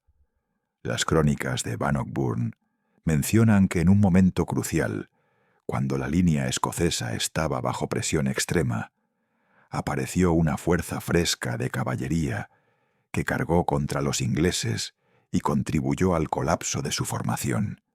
¿Quiénes eran estos caballeros misteriosos? Las tradiciones posteriores afirman sin ambigüedad que eran templarios. Dicen que caballeros templarios, establecidos secretamente en Escocia, lucharon en Bannockburn bajo banderas diferentes, pero con el mismo coraje que habían mostrado en Tierra Santa. Dicen que su intervención fue decisiva, que sin ellos Bruce no habría ganado esa victoria crucial. Es una historia poderosa, satisfactoria en su narrativa de redención. Los templarios traicionados y perseguidos encuentran propósito nuevamente en la causa justa de la independencia escocesa. Pero debemos preguntarnos, ¿es historia o es leyenda posterior proyectando significados sobre eventos ambiguos? Los historiadores escépticos señalan que las crónicas contemporáneas de Bannockburn no mencionan explícitamente templarios. La caballería misteriosa que apareció en el momento crucial podría ser explicada de otras maneras. Reservas escocesas que habían estado ocultas, refuerzos de clanes que llegaron tarde a la batalla, incluso campesinos armados que se unieron espontáneamente cuando vieron que los escoceses estaban ganando. El silencio de las fuentes contemporáneas sobre templarios es significativo. Si hubiera habido templarios luchando abiertamente en Bannockburn, ¿no lo habrían mencionado los cronistas ingleses como prueba adicional de la impiedad de Bruce? ¿No lo habrían usado como propaganda, el rey excomunicado aliado con herejes condenados? Sin embargo, el silencio podría tener otra explicación. Si efectivamente había templarios en Escocia ayudando a Bruce, tanto Bruce como los propios templarios tendrían razones para mantener esto en secreto. Bruce, aunque excomulgado, eventualmente quería reconciliarse con Roma. Admitir públicamente que albergaba templarios complicaría esa reconciliación. Los templarios, por su parte, sobrevivirían mejor en el anonimato. Si se habían integrado en la sociedad escocesa bajo identidades nuevas, declarar públicamente su pasado templario solo los pondría en peligro nuevamente. Así que quizás el silencio documental no prueba la ausencia de templarios, sino precisamente su presencia clandestina exitosa. La evidencia arquitectónica y simbólica complica la imagen. Roslin Chapel, construida en el siglo XV por la familia Sinclair, es el centro de innumerables teorías sobre conexiones templarias.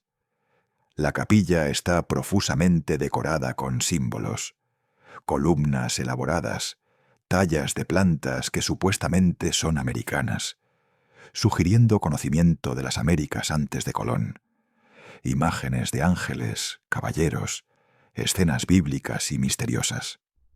Algunos investigadores afirman encontrar símbolos templarios específicos entre estas decoraciones. Cruces de cierto estilo, figuras que supuestamente representan rituales templarios. La familia Sinclair, dicen estas teorías, tenía conexiones con templarios fugitivos que llegaron a Escocia, y Roslin Chapel fue construida como monumento a esas conexiones, quizás incluso como repositorio de secretos templarios. El problema es que Roslin Chapel fue construida más de un siglo después de la supresión templaria. Incluso si la familia Sinclair tenía conexiones con templarios en el siglo XIV, esas conexiones eran memorias distantes cuando se construyó la capilla. La rica simbología de Roslin puede reflejar muchas influencias: cristianismo medieval ortodoxo, hermetismo renacentista, simbolismo masónico temprano, simplemente el gusto ecléctico de los Sinclair. Atribuir todo a los templarios es proyectar sobre la evidencia ambigua lo que queremos encontrar. Sin embargo, es innegable que algo en Roslin Chapel captura la imaginación, sugiere secretos, invita a especulación. Quizás eso mismo es parte de su propósito: ser deliberadamente ambiguo, sugerir sin declarar, preservar posibilidades sin confirmar certezas. Las tradiciones orales en las tierras altas de Escocia incluyen historias de caballeros extranjeros que llegaron en el siglo XIV, se establecieron en valles remotos, enseñaron técnicas de construcción o metalurgia superiores a los clanes locales y fueron absorbidos gradualmente en la sociedad escocesa. Algunas de estas historias mencionan específicamente cruces rojas, mantos blancos, rituales nocturnos. Pero las tradiciones orales, por su naturaleza, se transforman con el tiempo. Cada generación que cuenta la historia añade detalles, elimina otros, adapta la narrativa a sensibilidades contemporáneas. ¿Qué partes de estas tradiciones reflejan eventos reales del siglo XIV y qué partes son elaboraciones posteriores? Es imposible determinar con precisión. La isla de Mull, en la costa oeste de Escocia, tiene una pequeña capilla con grabados que algunos interpretan como templarios. La isla era territorio del clan MacDonald, señores de las islas que mantenían considerable independencia del poder central escocés. Un grupo de templarios fugitivos buscando un lugar donde desaparecer podría, teóricamente, haber encontrado refugio en Mull, lejos de rutas principales, en un lugar donde las preguntas sobre el pasado no se hacían. Pero nuevamente, la evidencia es circunstancial. Grabados de cruces en capillas medievales escocesas son comunes. Muchos no tienen nada que ver con templarios. El deseo de encontrar conexiones templarias puede llevarnos a ver significados donde solo hay decoración estándar. Lo que podemos decir con mayor certeza es que Escocia, debido a su situación política única, representaba en el imaginario de los templarios fugitivos un posible refugio. Si algunos llegaron allí realmente, y en qué números, permanece incierto. Si lucharon en Bannockburn, es posible pero no comprobado. Si establecieron comunidades secretas en las tierras altas, es especulativo. Lo que es cierto es que Escocia tenía condiciones que hacían tal refugio plausible: guerra que creaba caos y oportunidades, excomunión que neutralizaba autoridad papal, geografía que favorecía ocultamiento, necesidad de guerreros que hacía a templarios valiosos. La reconciliación eventual de Escocia con Roma, décadas después de Bannockburn, complicaría la situación de cualquier templario que hubiera encontrado refugio allí. Cuando el interdicto fue levantado, cuando las relaciones normales con el papado fueron restauradas, los templarios ocultos enfrentarían nueva presión. Pero para entonces, muchos probablemente ya habían muerto. Los que sobrevivían eran viejos, quizás con familias escocesas, completamente integrados en clanes locales. La identidad templaria se había diluido lo suficiente que ya no representaba amenaza. Eran simplemente ancianos, con pasados misteriosos, que ya no importaban en el mundo cambiante del siglo XIV tardío. Las leyendas sobre templarios en Escocia persistieron y se expandieron en siglos posteriores, especialmente durante el romanticismo del siglo XIX, cuando Escocia misma se convirtió en símbolo de heroísmo trágico y misterio brumoso. Escritores y artistas románticos adoraban la idea de caballeros templarios escondidos en las tierras altas. Esta idealización romántica distorsionó aún más la historia real, añadiendo capas de ficción sobre fragmentos de posible verdad. Hoy, separar estas capas es trabajo arqueológico delicado, donde cada afirmación debe ser calificada con condicionales, posiblemente, según algunas interpretaciones, si asumimos que, en la historia del exilio templario, pocos elementos han capturado la imaginación con tanta fuerza como la leyenda de la flota desaparecida. La Rochelle, ese puerto atlántico en la costa occidental de Francia, había sido durante generaciones uno de los nodos marítimos más importantes de la Orden del Temple. Desde allí partían barcos cargados con peregrinos hacia Tierra Santa, mercancías hacia Inglaterra y la península ibérica, correspondencia hacia Chipre y las comandancias orientales.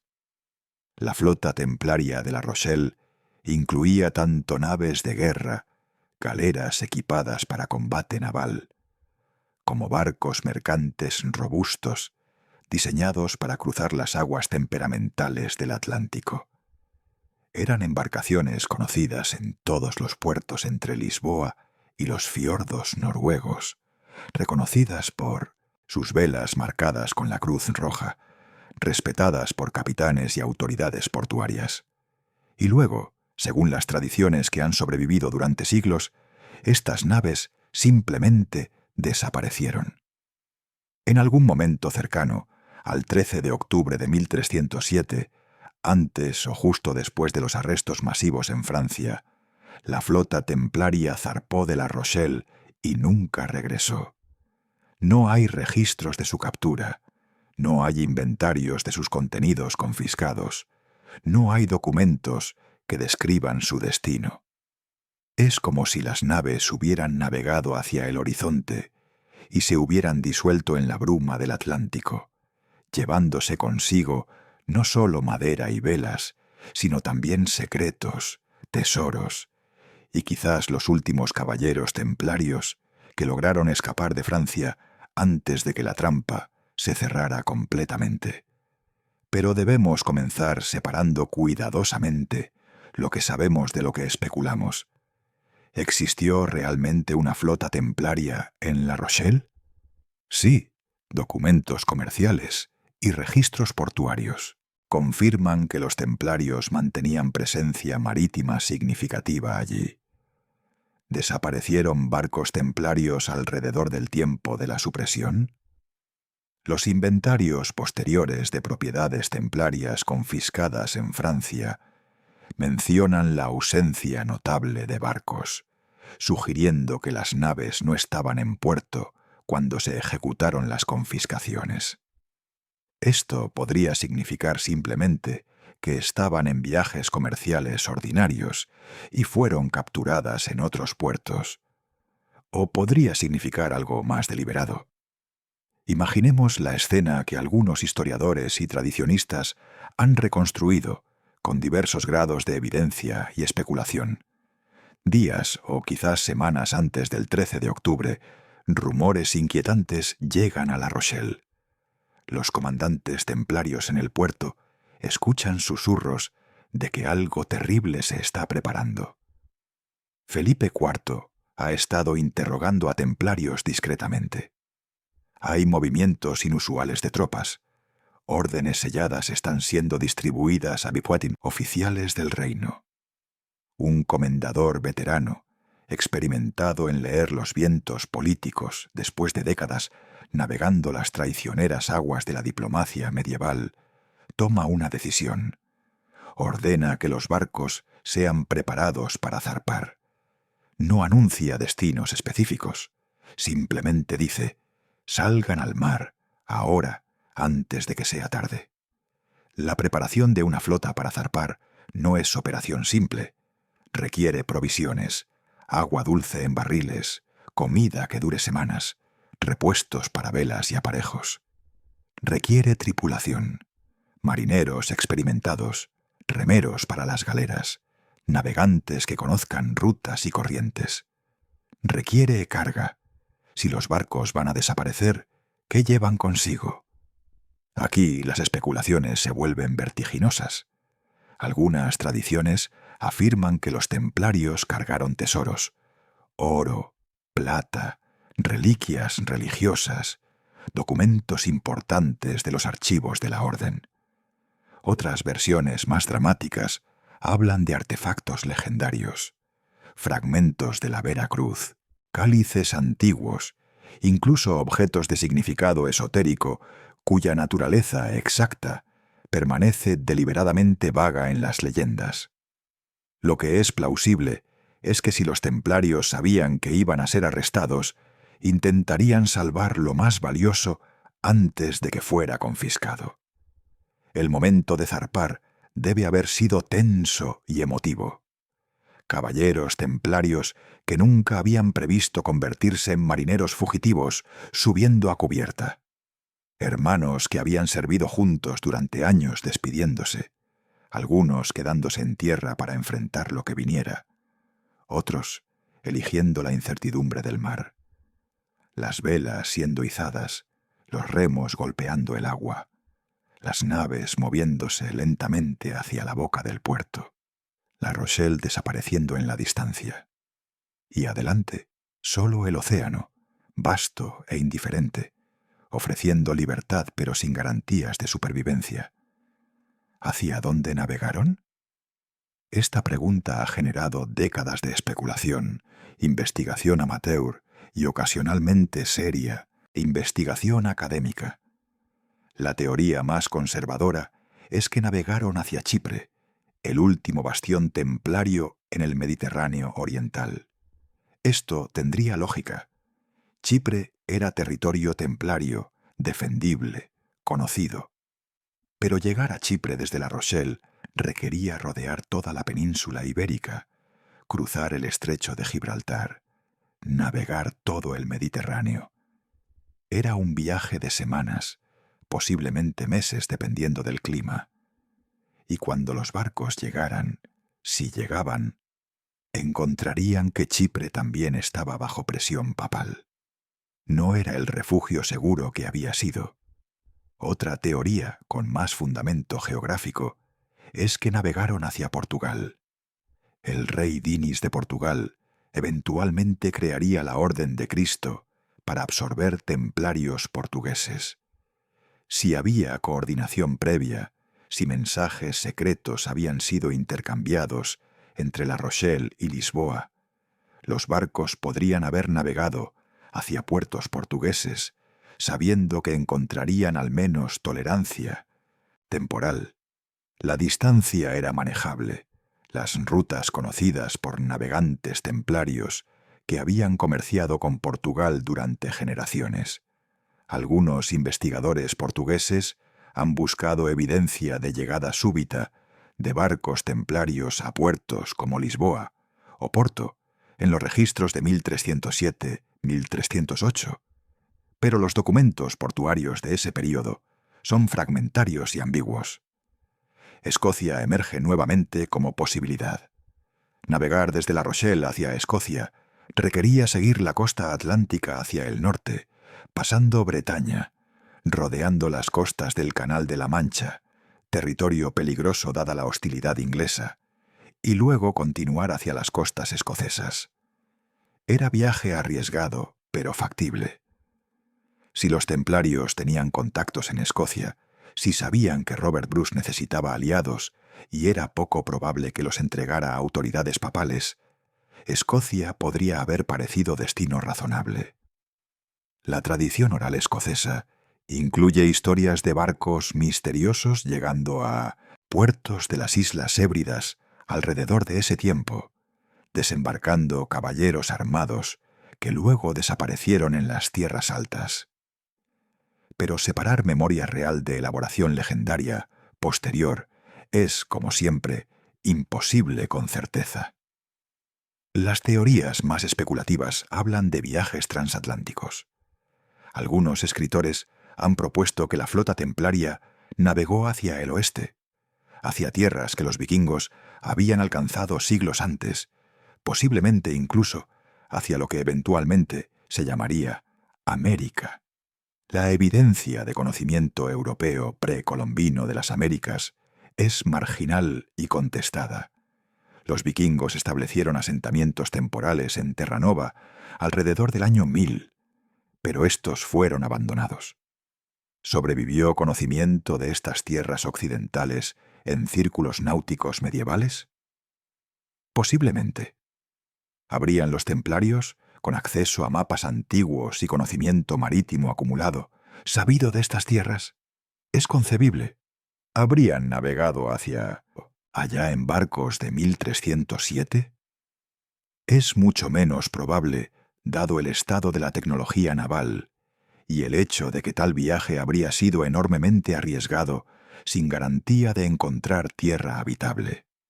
Sin embargo, la idea de templarios en América precolombina tiene atractivo romántico poderoso.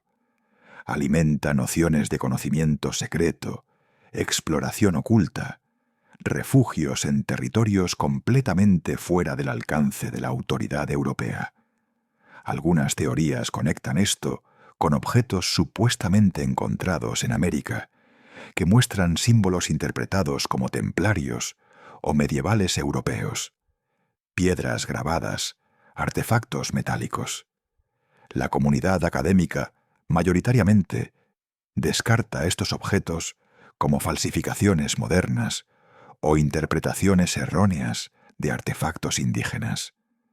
Pero las teorías persisten en literatura popular, alimentadas por el misterio genuino de qué pasó realmente con la flota de La Rochelle.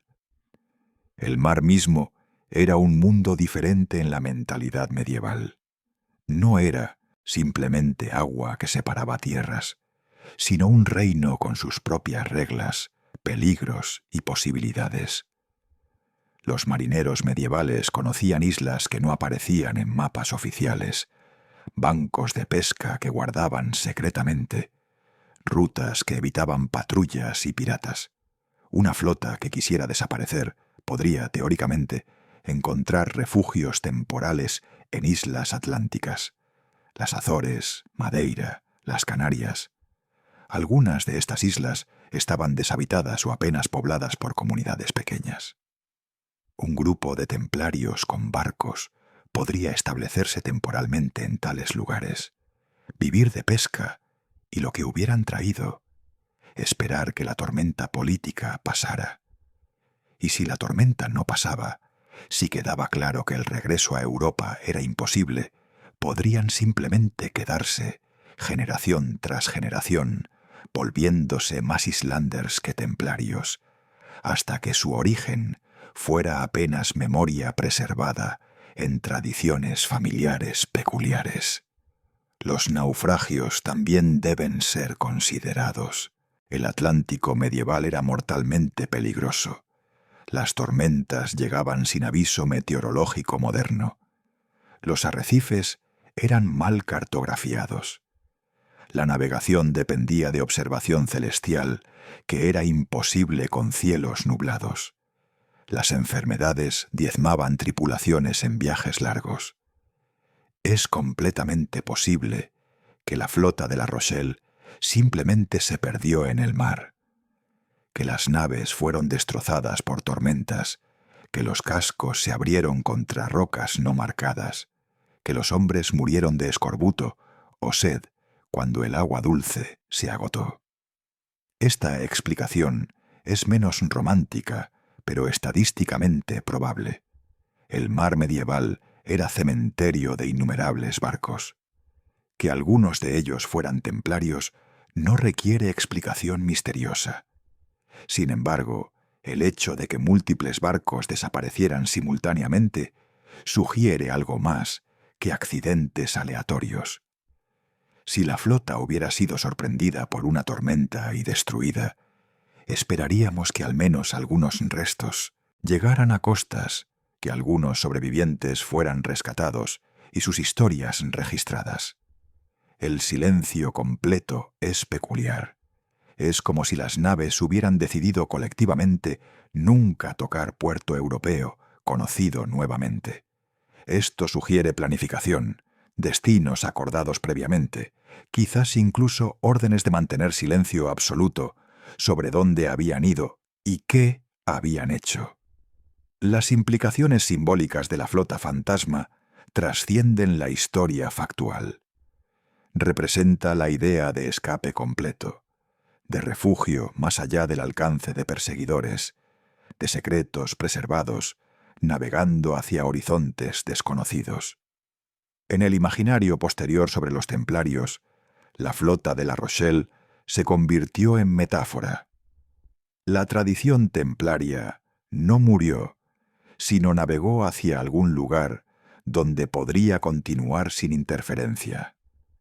Esta metáfora resonaba especialmente en períodos posteriores, cuando grupos que se consideraban herederos espirituales de los templarios, masones, rosacruces, sociedades esotéricas del siglo XIX, necesitaban narrativas de continuidad oculta. La flota fantasma ofrecía exactamente eso, una ruptura en el registro histórico donde podía insertarse cualquier historia de supervivencia secreta. El exilio más profundo no es geográfico, sino ontológico. Es el exilio de uno mismo, la necesidad de dejar de ser quien se ha sido para poder continuar existiendo en cualquier forma. Para los templarios que escaparon del arresto, pero permanecieron en Europa, escondidos en los márgenes de sociedades que oficialmente los habían declarado herejes y criminales, este exilio interno se convirtió en realidad cotidiana. Cada mañana despertaban siendo alguien diferente de quien habían sido al acostarse años atrás, cuando el mundo aún tenía sentido. El manto blanco estaba enterrado o quemado. La cruz roja era memoria peligrosa. El nombre que habían llevado como templarios, Frère Jacques, Brother William, Hermano Pedro, era sustituido por identidades inventadas o recuperadas de pasados pretemplarios casi olvidados. Vivir como sombra significa existir sin dejar rastro, moverse sin ser notado, hablar sin revelar verdades, recordar sin poder compartir memoria. Imaginemos el proceso psicológico de esta transformación. Un caballero templario que había pasado 20 años en la orden, que había estructurado cada día según las horas canónicas, que había comido, dormido, rezado y luchado rodeado de hermanos que compartían vocación idéntica, de repente se encuentra solo. Debe inventarse una historia. ¿Quién es? ¿De dónde viene? ¿Qué ha estado haciendo los últimos años? Esta historia debe ser suficientemente detallada para resistir preguntas casuales, pero suficientemente vaga para no invitar verificación. Soy mercader que perdió su negocio en las guerras. Soy soldado que sirvió en Italia y ahora busco trabajo. Soy peregrino que regresa de Santiago. Cada una de estas historias requiere performance, convincente. Los gestos deben ser correctos. El vocabulario debe ajustarse. Los conocimientos demasiado específicos, estrategia militar templaria, liturgia templaria, geografía detallada de Tierra Santa, deben ser escondidos cuidadosamente. La soledad debe haber sido abrumadora. Los templarios habían vivido en comunidad constante. Incluso los caballeros estacionados en comandancias pequeñas tenían al menos algunos hermanos con quienes compartir vida diaria. Las comidas eran comunales, las oraciones eran corales, el entrenamiento militar era colectivo, la identidad misma era plural, no yo soy, sino nosotros somos templarios. En el exilio, este nosotros se evaporaba. Un templario fugitivo podría pasar meses sin encontrar otro que compartiera su pasado. Y cuando se encontraban, el reconocimiento mutuo era arriesgado. ¿Cómo estar seguro de que el otro no era informante, traidor, agente provocador? Debían desarrollar señas, códigos sutiles de reconocimiento, una manera particular de hacer la señal de la cruz, una frase aparentemente inocua que contenía palabras código, un símbolo tallado discretamente en la puerta de una posada donde un templario fugitivo sabía que podía hablar libremente. El trabajo era necesidad práctica y también camuflaje. Un hombre que no trabajaba despertaba sospechas. Los templarios habían sido guerreros, pero Europa de 1307 no necesitaba guerreros sin amo. Las compañías de mercenarios existían, pero unirse a ellas significaba visibilidad, registros, preguntas sobre experiencia militar previa. Algunos templarios eligieron este camino de todos modos, confiando en que en el caos de guerras italianas o conflictos fronterizos, su pasado podía ser oscurecido. Otros buscaron trabajos menos conspicuos. La herrería era opción natural. Los templarios habían mantenido forjas en sus comandancias. Muchos hermanos sargentos eran herreros hábiles. Un extemplario podía establecerse en un pueblo pequeño como herrero, explicando su fuerza física y habilidad con metal como resultado de años trabajando en forjas de algún señor lejano. La construcción era otra posibilidad. Los templarios habían construido castillos, iglesias, puentes. Algunos hermanos tenían conocimientos de arquitectura, cantería, carpintería. Las catedrales góticas que se elevaban por toda Europa en el siglo XIV requerían canteros hábiles. Un extemplario podía unirse a una logia de canteros. Esas asociaciones de constructores que viajaban de proyecto en proyecto, trabajando durante años en una catedral antes de moverse a la siguiente. Las logias tenían sus propios códigos, jerarquías, secretos profesionales. Un hombre con pasado misterioso podía integrarse más fácilmente allí que en comunidades sedentarias donde todos conocían las genealogías de todos. Y dentro de las logias, algunos investigadores han especulado. Los extemplarios podrían haber encontrado espacio para preservar elementos de su tradición, camuflados como símbolos de oficio, geometría sagrada presentada como técnica arquitectónica. La agricultura ofrecía anonimato diferente. Un hombre que arrendaba pequeña parcela de tierra y la trabajaba calladamente no atraía atención. Los templarios habían administrado granjas extensas. Muchos conocían agricultura. Un extemplario podía convertirse en campesino, aunque la transición de caballero noble a trabajador de tierra debe haber sido psicológicamente brutal. El trabajo físico agotador desde el amanecer hasta el atardecer. Las manos que habían sostenido espadas ahora sostenían azadas. La espalda que había llevado armadura ahora se doblaba sobre surcos. Pero la tierra no hacía preguntas. Los cultivos crecían indiferentes a quién había sido el hombre que plantaba semillas. Y en la simplicidad forzada de vida campesina, quizás algunos extemplarios encontraron algo parecido a paz, aunque fuera la paz del agotamiento, que no deja energía para recordar. Algunos templarios eligieron vida eremítica deliberadamente. La tradición de ermitaños cristianos era respetada en el mundo medieval. Un hombre que se retiraba a bosque o montaña para dedicarse a oración solitaria era visto como santo, no sospechoso.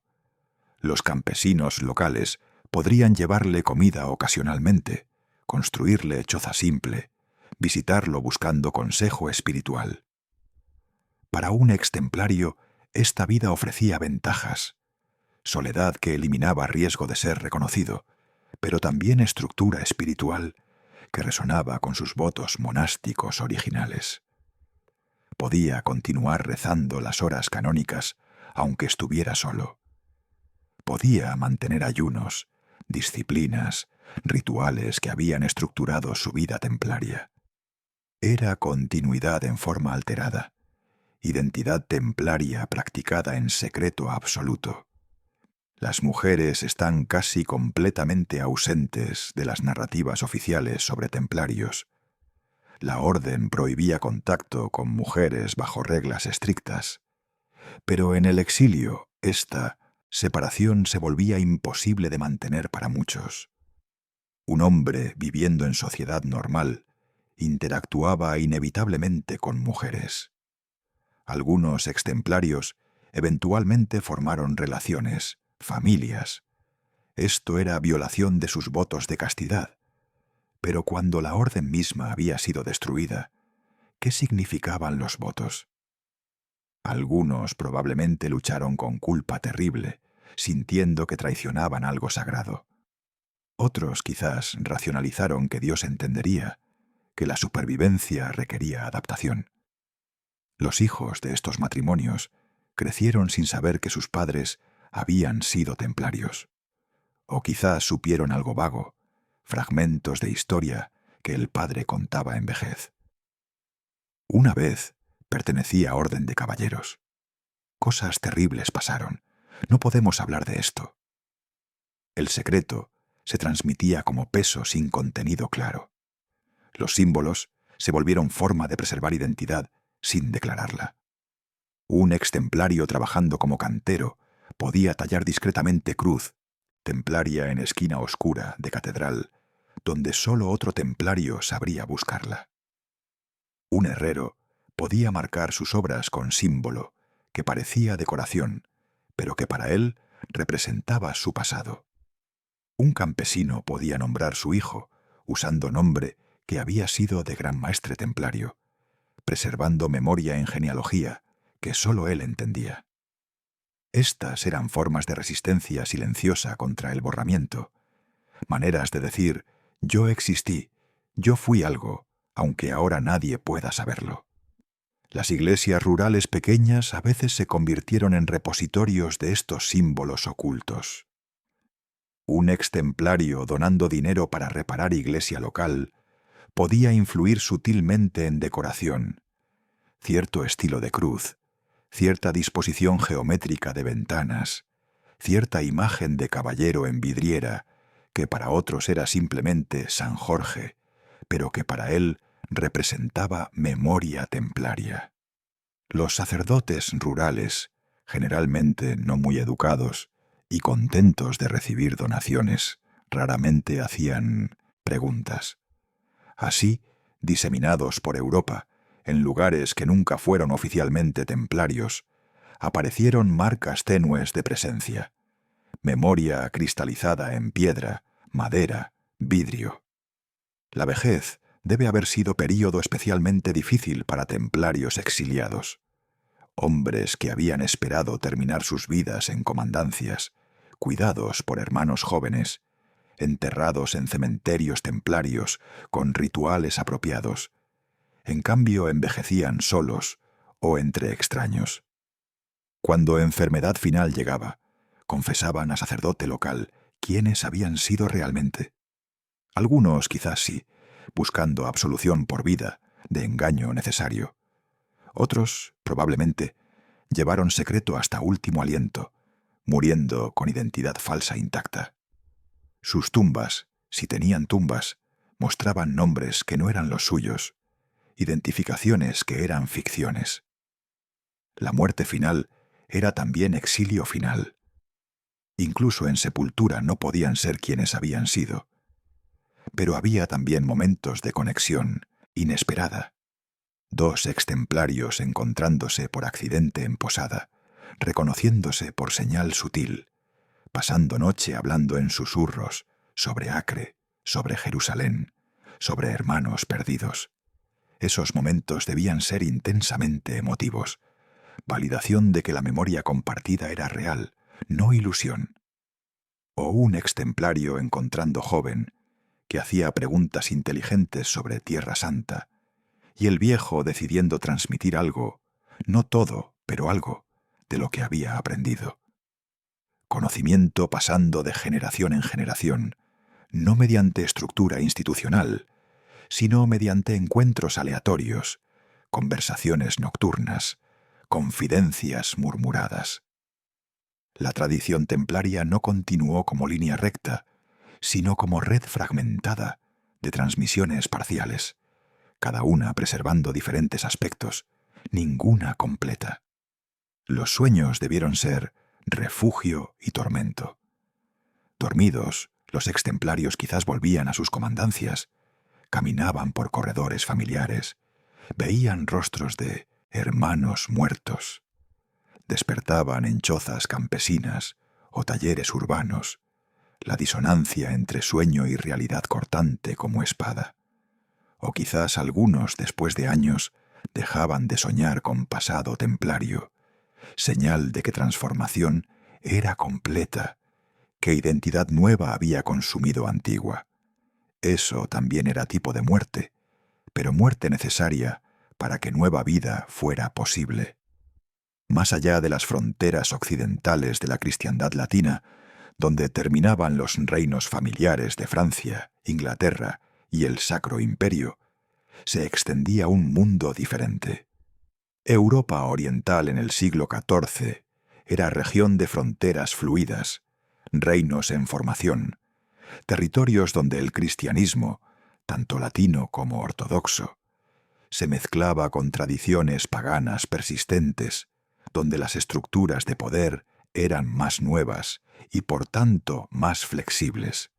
Para los templarios fugitivos dispuestos a viajar lejos, muy lejos de los centros del poder papal, estos territorios orientales representaban posibilidades que no existían en Occidente, pero eran posibilidades compradas al precio de adentrarse en lo desconocido, de abandonar no solo la identidad templaria, sino también el mundo cultural familiar, de convertirse en extranjeros en tierras extrañas, donde incluso el cristianismo se practicaba de maneras que podían parecer heréticas a ojos formados en la ortodoxia latina.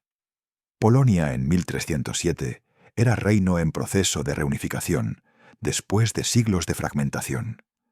Władysław Łokietek trabajaba para consolidar territorios polacos bajo autoridad única, enfrentando resistencia de duques locales, presión de caballeros teutónicos desde el norte, ambiciones bohemias desde el sur.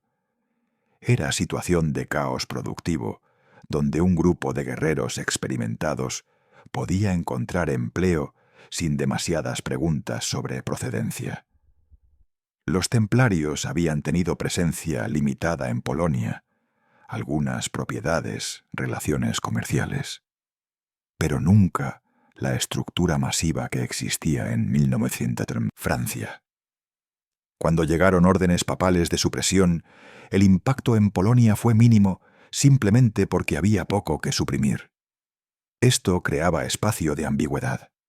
Un templario francés llegando a Cracovia o Gdańsk podría presentarse como caballero buscando servicio, y en la urgencia de conflictos territoriales, su pasado específico importaba menos que su habilidad con espada. Hungría presentaba caso más complejo. Reino cristianizado desde el año 1000, con vínculos establecidos con Roma, Hungría era técnicamente parte de la cristiandad latina. Pero su posición geográfica, frontera entre Occidente y Oriente, entre católicos y ortodoxos, entre cristianos y el mundo más allá, le daba carácter híbrido. Los reyes húngaros de la dinastía Árpád habían sido tradicionalmente independientes en asuntos internos, resistiendo interferencia papal excesiva. Cuando llegaron órdenes de arrestar templarios húngaros, el rey Carlos Roberto actuó, pero de manera significativamente más suave que Felipe IV en Francia. Los templarios húngaros fueron interrogados, sus propiedades confiscadas, pero no torturados sistemáticamente. Muchos fueron simplemente liberados después de procedimientos formales, permitidos retirarse a vida privada. Algunos, probablemente, permanecieron en Hungría bajo nuevas identidades. Otros quizás se movieron más al este, hacia territorios donde la autoridad húngara era nominal y la vigilancia prácticamente inexistente. Los caballeros teutónicos, orden militar rival que había prosperado mientras los templarios colapsaban, controlaban territorios en el Báltico oriental, Prusia, Livonia, Estonia. Estos eran territorios recién cristianizados, conquistados de pueblos paganos durante el siglo XIII. La misión de los teutónicos era simultáneamente militar y evangelizadora: expandir fronteras de la cristiandad mediante la espada. ¿Cómo recibirían a templarios fugitivos? La relación entre las órdenes militares había sido históricamente de competencia más que fraternidad. Los teutónicos habían visto con cierta satisfacción el colapso templario. Eliminaba a competidores por recursos y prestigio. Pero también eran pragmáticos. Guerreros experimentados eran valiosos en las fronteras salvajes del Báltico.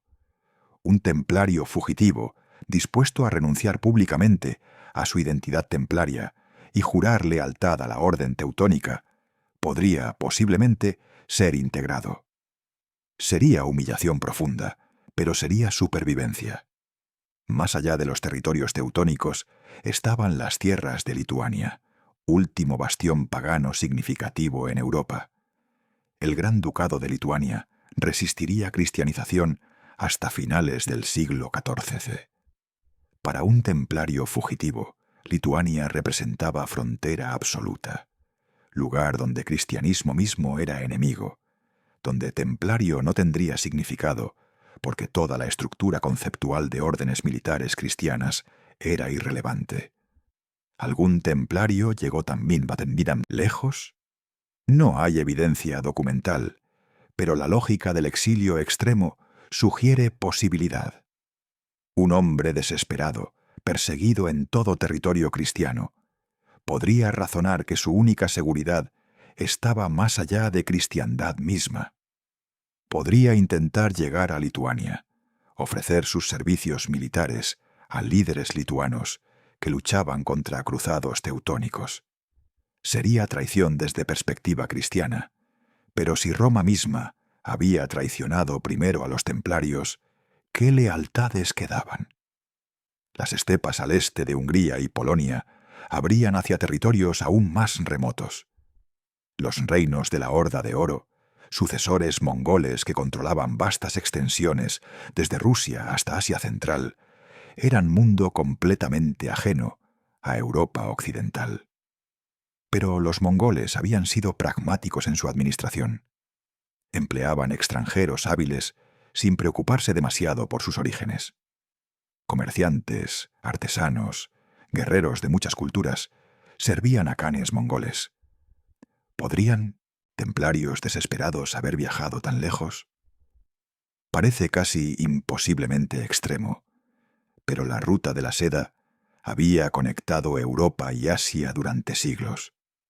Los templarios habían estado involucrados en comercio de larga distancia. Algunos hermanos habían viajado a Oriente en cruzadas, conocían geografía de Anatolia, Siria, Persia. El conocimiento de cómo llegar a estos lugares existía. Lo que requería era desesperación suficiente para intentar el viaje.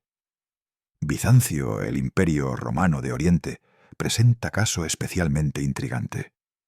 Reducido territorialmente a Constantinopla y territorios circundantes, el imperio bizantino en el siglo XIV era sombra de su gloria antigua, pero mantenía identidad distintiva: cristianismo ortodoxo en lugar de católico, tradiciones culturales que se remontaban a Roma clásica, administración sofisticada, comercio activo. Los templarios habían tenido relaciones complejas con Bizancio.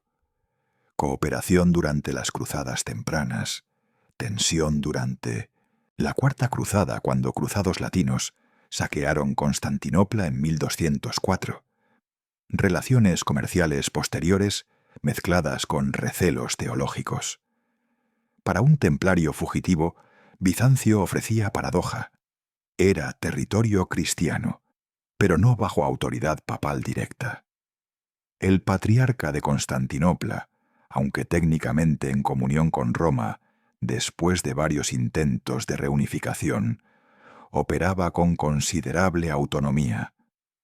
Un templario llegando a Constantinopla podría, teóricamente, explicar que había sido perseguido injustamente por el Papa latino, apelar a sensibilidades ortodoxas sobre excesos papales. No hay evidencia clara de que esto ocurriera, pero la lógica era plausible. Los estados cruzados del Mediterráneo oriental, aunque mayormente colapsados después de 1291, dejaron diáspora de francos levantinos, descendientes de cruzados que habían permanecido en Oriente, mezclándose con poblaciones locales, desarrollando cultura híbrida. Algunos vivían en Chipre, otros en territorios costeros de Anatolia, bajo control de diversos señores. Para templarios con experiencia en Tierra Santa, estos entornos eran familiares culturalmente, aunque políticamente fragmentados. Un extemplario podría establecerse en pequeña comunidad franca, en Costa de Cilicia, casarse con mujer local, vivir como mercader o soldado de fortuna. Sería vida marginal, pero vida al menos. Los territorios musulmanes presentaban consideración más radical. Los templarios habían luchado contra musulmanes durante 2 siglos, pero también habían negociado con ellos, comerciado, desarrollado respeto mutuo en algunos casos. La tradición islámica tenía concepto de amán, garantía de seguridad para extranjeros. Un templario que llegara a territorio musulmán podría, teóricamente, solicitar protección a emir o sultán local. Si ofrecía algo valioso, conocimiento militar europeo, información sobre fortalezas cristianas, habilidades técnicas, podría ser acogido. Sería apostasía desde perspectiva cristiana. Pero un hombre que ya había sido declarado hereje por el Papa, quizás razonaba que la apostasía formal era meramente reconocer realidad que Roma había impuesto. No hay evidencia documental sólida de templarios convirtiéndose al Islam, pero ausencia de evidencia no es evidencia de ausencia. Los registros islámicos medievales raramente detallaban conversiones individuales de europeos. El África del Norte, conectada a Europa por comercio mediterráneo, pero culturalmente distante, era otra frontera posible. Puertos como Túnez, Trípoli, Alejandría, habían comerciado con Europa durante siglos. Un extemplario con conocimientos comerciales podría intentar establecerse allí como intermediario entre mundos cristiano y musulmán. La identidad templaria sería irrelevante o incluso ventajosa si se presentaba correctamente. Fui perseguido por reyes cristianos corruptos. Busco nueva vida entre gente más justa. El norte de África tenía comunidades de renegados europeos que habían cruzado líneas religiosas y culturales. Un templario desesperado podría unirse a estos márgenes de civilización, donde identidades eran fluidas y pasados podían reinventarse. Todos estos destinos orientales y exóticos comparten característica común. Requerían que el templario fugitivo abandonara no solo su identidad institucional, sino su mundo cultural completo. No era simplemente cambiar de manto blanco a ropa secular. Era aprender nuevos idiomas, adaptarse a costumbres radicalmente diferentes, posiblemente incluso cambiar de religión. Era exilio absoluto, no de lugar específico, sino de civilización entera. Pocos habrían tenido coraje o desesperación para intentarlo. Pero en los márgenes extremos del exilio templario, estas posibilidades existían como opciones de último recurso, cuando todas las demás habían fallado. Las fuentes históricas sobre templarios en estos territorios orientales son aún más escasas que sobre Escocia o Iberia. Esto es parcialmente porque los archivos orientales son menos accesibles, parcialmente porque eventos en periferia de Europa recibían menos atención de cronistas occidentales. Pero el silencio también podría reflejar éxito. Templarios que lograron desaparecer completamente en estos mundos distantes, vivir vidas que no dejaron rastro en registros que historiadores occidentales posteriores consultarían. La ausencia de evidencia se vuelve ella misma sugestiva. ¿Dónde están los templarios que sabemos escaparon, pero cuyos destinos nunca fueron registrados? Quizás algunos están en archivos húngaros no traducidos, en crónicas bizantinas no estudiadas, en registros otomanos que mencionan francos misteriosos al servicio de sultanes, en tradiciones orales de pueblos lituanos sobre caballeros cristianos que aparecieron y desaparecieron en el siglo XIV.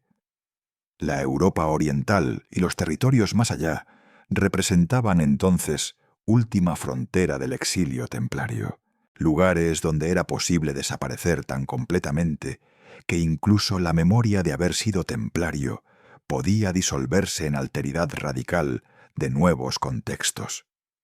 No era refugio en sentido reconfortante, sino más bien naufragio existencial, donde identidad previa era perdida, pero vida física continuaba bajo formas tan transformadas que el término templario dejaba de aplicar de cualquier manera significativa.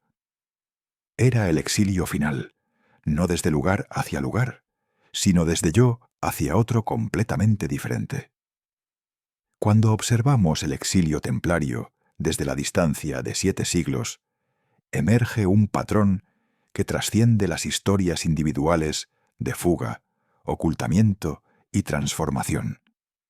Lo que comenzó como catástrofe institucional, el arresto masivo del 13 de octubre de 1307, la supresión papal de 1312, las ejecuciones finales en 1314, se convirtió en algo más complejo y duradero que la simple destrucción de una orden militar. El exilio templario no fue el fin de una presencia, sino su transformación en algo difuso, invisible, precisamente por eso más difícil de erradicar completamente. Cuando una institución visible y centralizada se fragmenta, sus elementos constitutivos, personas, conocimientos, símbolos, tradiciones, no desaparecen simplemente. Se redistribuyen, se camuflan, encuentran nuevos anfitriones, continúan existiendo, pero de maneras que ya no pueden ser nombradas con la palabra original. Pensemos en lo que realmente se perdió cuando la orden del Temple fue suprimida. Las propiedades físicas fueron confiscadas, redistribuidas a otras órdenes militares, absorbidas por coronas europeas. Los castillos permanecieron, pero cambiaron de manos. Las comandancias se convirtieron en residencias nobles o monasterios de otras órdenes. Los barcos fueron vendidos o incorporados a flotas reales. La riqueza material de los templarios, acumulada durante 2 siglos, fue saqueada sistemáticamente por aquellos que habían orquestado la supresión. Pero el conocimiento no puede ser confiscado de la misma manera que el oro. Las habilidades técnicas no pueden ser inventariadas como propiedades. Las tradiciones espirituales no residen en bóvedas físicas, sino en mentes y prácticas. Y fue precisamente este componente inmaterial de la herencia templaria lo que sobrevivió al exilio, dispersándose a través de canales invisibles en la cultura europea posterior. Los canteros y arquitectos que habían trabajado para los templarios o que habían sido templarios mismos continuaron construyendo. Las catedrales góticas del siglo XIV y posteriores fueron levantadas por hombres que llevaban en sus mentes conocimientos de geometría sagrada, proporciones armónicas, simbolismo arquitectónico que había sido desarrollado y refinado en proyectos templarios. No construían ya para la Orden del Temple, pero los principios técnicos y estéticos persistían. Las logias de constructores, esas asociaciones de maestros y aprendices que viajaban de proyecto en proyecto, desarrollaron sus propios rituales, jerarquías, secretos profesionales. Algunos investigadores han propuesto que estas logias absorbieron elementos de ritualística templaria, preservándolos bajo el disfraz de tradiciones de oficio. Es hipótesis difícil de comprobar definitivamente, pero las similitudes estructurales entre organizaciones de constructores medievales y posteriores sociedades iniciáticas son sugestivas. Grados de maestría, ceremonias de iniciación, juramentos de secreto, uso de símbolos geométricos con significados múltiples. El conocimiento financiero templario también sobrevivió su supresión institucional.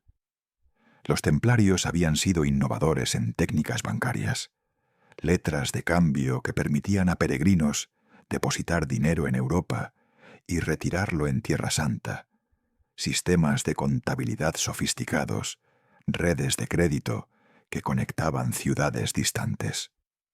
Cuando la orden colapsó, los administradores templarios que sobrevivieron llevaron este conocimiento a nuevos empleadores.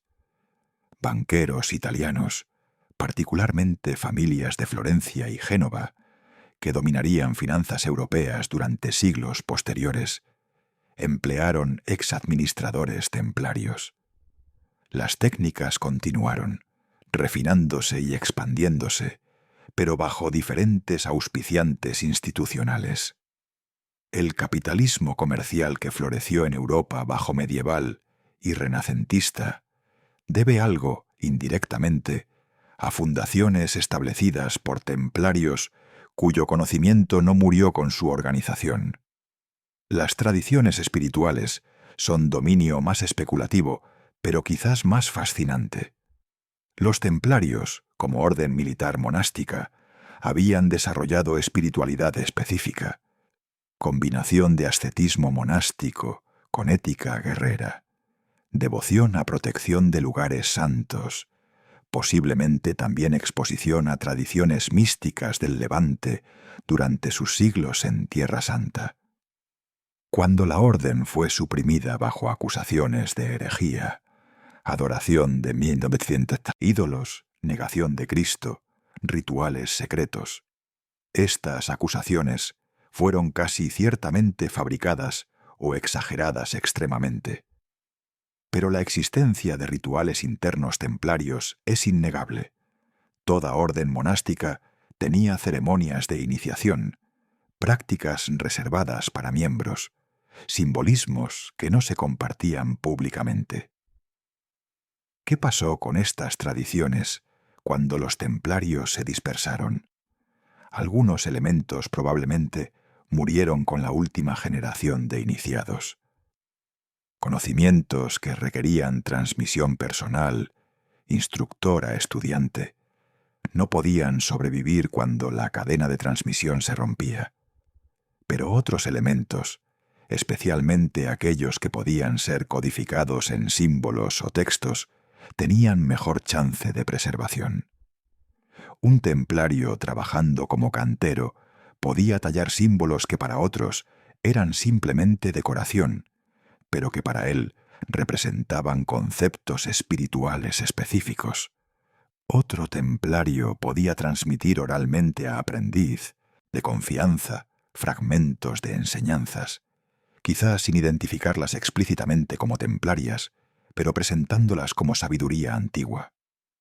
Con cada generación, el contenido se alteraba, se mezclaba con otras influencias, se alejaba del original. Pero trazas persistían.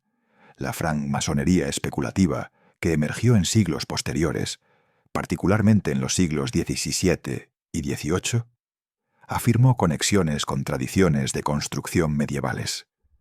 Algunos masones fueron más allá, reclamando descendencia espiritual de los templarios. Estos reclamos son históricamente problemáticos. La masonería como institución documentada aparece siglos después de la supresión templaria, y las conexiones directas son imposibles de establecer con certeza. Pero la pregunta más interesante no es si la masonería descendió literalmente de los templarios, sino por qué tantos masones quisieron establecer esa genealogía. Los templarios se habían convertido en símbolo, representaban conocimiento oculto, resistencia contra autoridad injusta, continuidad de tradición sapiencial a través de persecución. Al reclamar herencia templaria, los masones estaban posicionándose en narrativa de transmisión secreta de verdades que las instituciones oficiales, Iglesia, Estado, habían intentado suprimir, pero no habían logrado erradicar completamente. Las órdenes neotemplarias de siglos XIX y XX llevaron esto aún más lejos, creando organizaciones que explícitamente se identificaban como continuadoras de la Orden del Temple.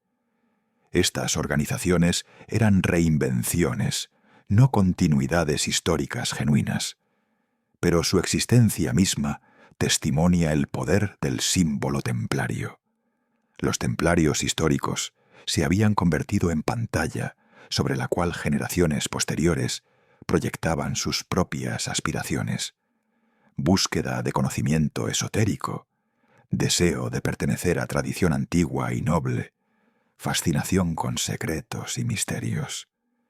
El exilio templario había sido tan completo, había dejado tantos vacíos en el registro histórico, que esos vacíos se llenaron inevitablemente con especulación, leyenda, reinvención creativa. La literatura europea posterior está poblada de referencias templarias, desde las leyendas artúricas del Grial, que algunos vinculan con los templarios, hasta novelas góticas del siglo XIX, hasta el thriller esotérico contemporáneo. Los templarios aparecen recurrentemente como guardianes de secretos, poseedores de tesoros ocultos, víctimas de conspiraciones poderosas. ¿Por qué esta persistencia cultural? Parcialmente porque la historia real tiene elementos de drama genuino, auge y caída, riqueza y poder, seguidos de persecución y destrucción, misterios sin resolver, como el destino de la flota de La Rochelle. Pero también porque el exilio templario resonaba con temas humanos universales.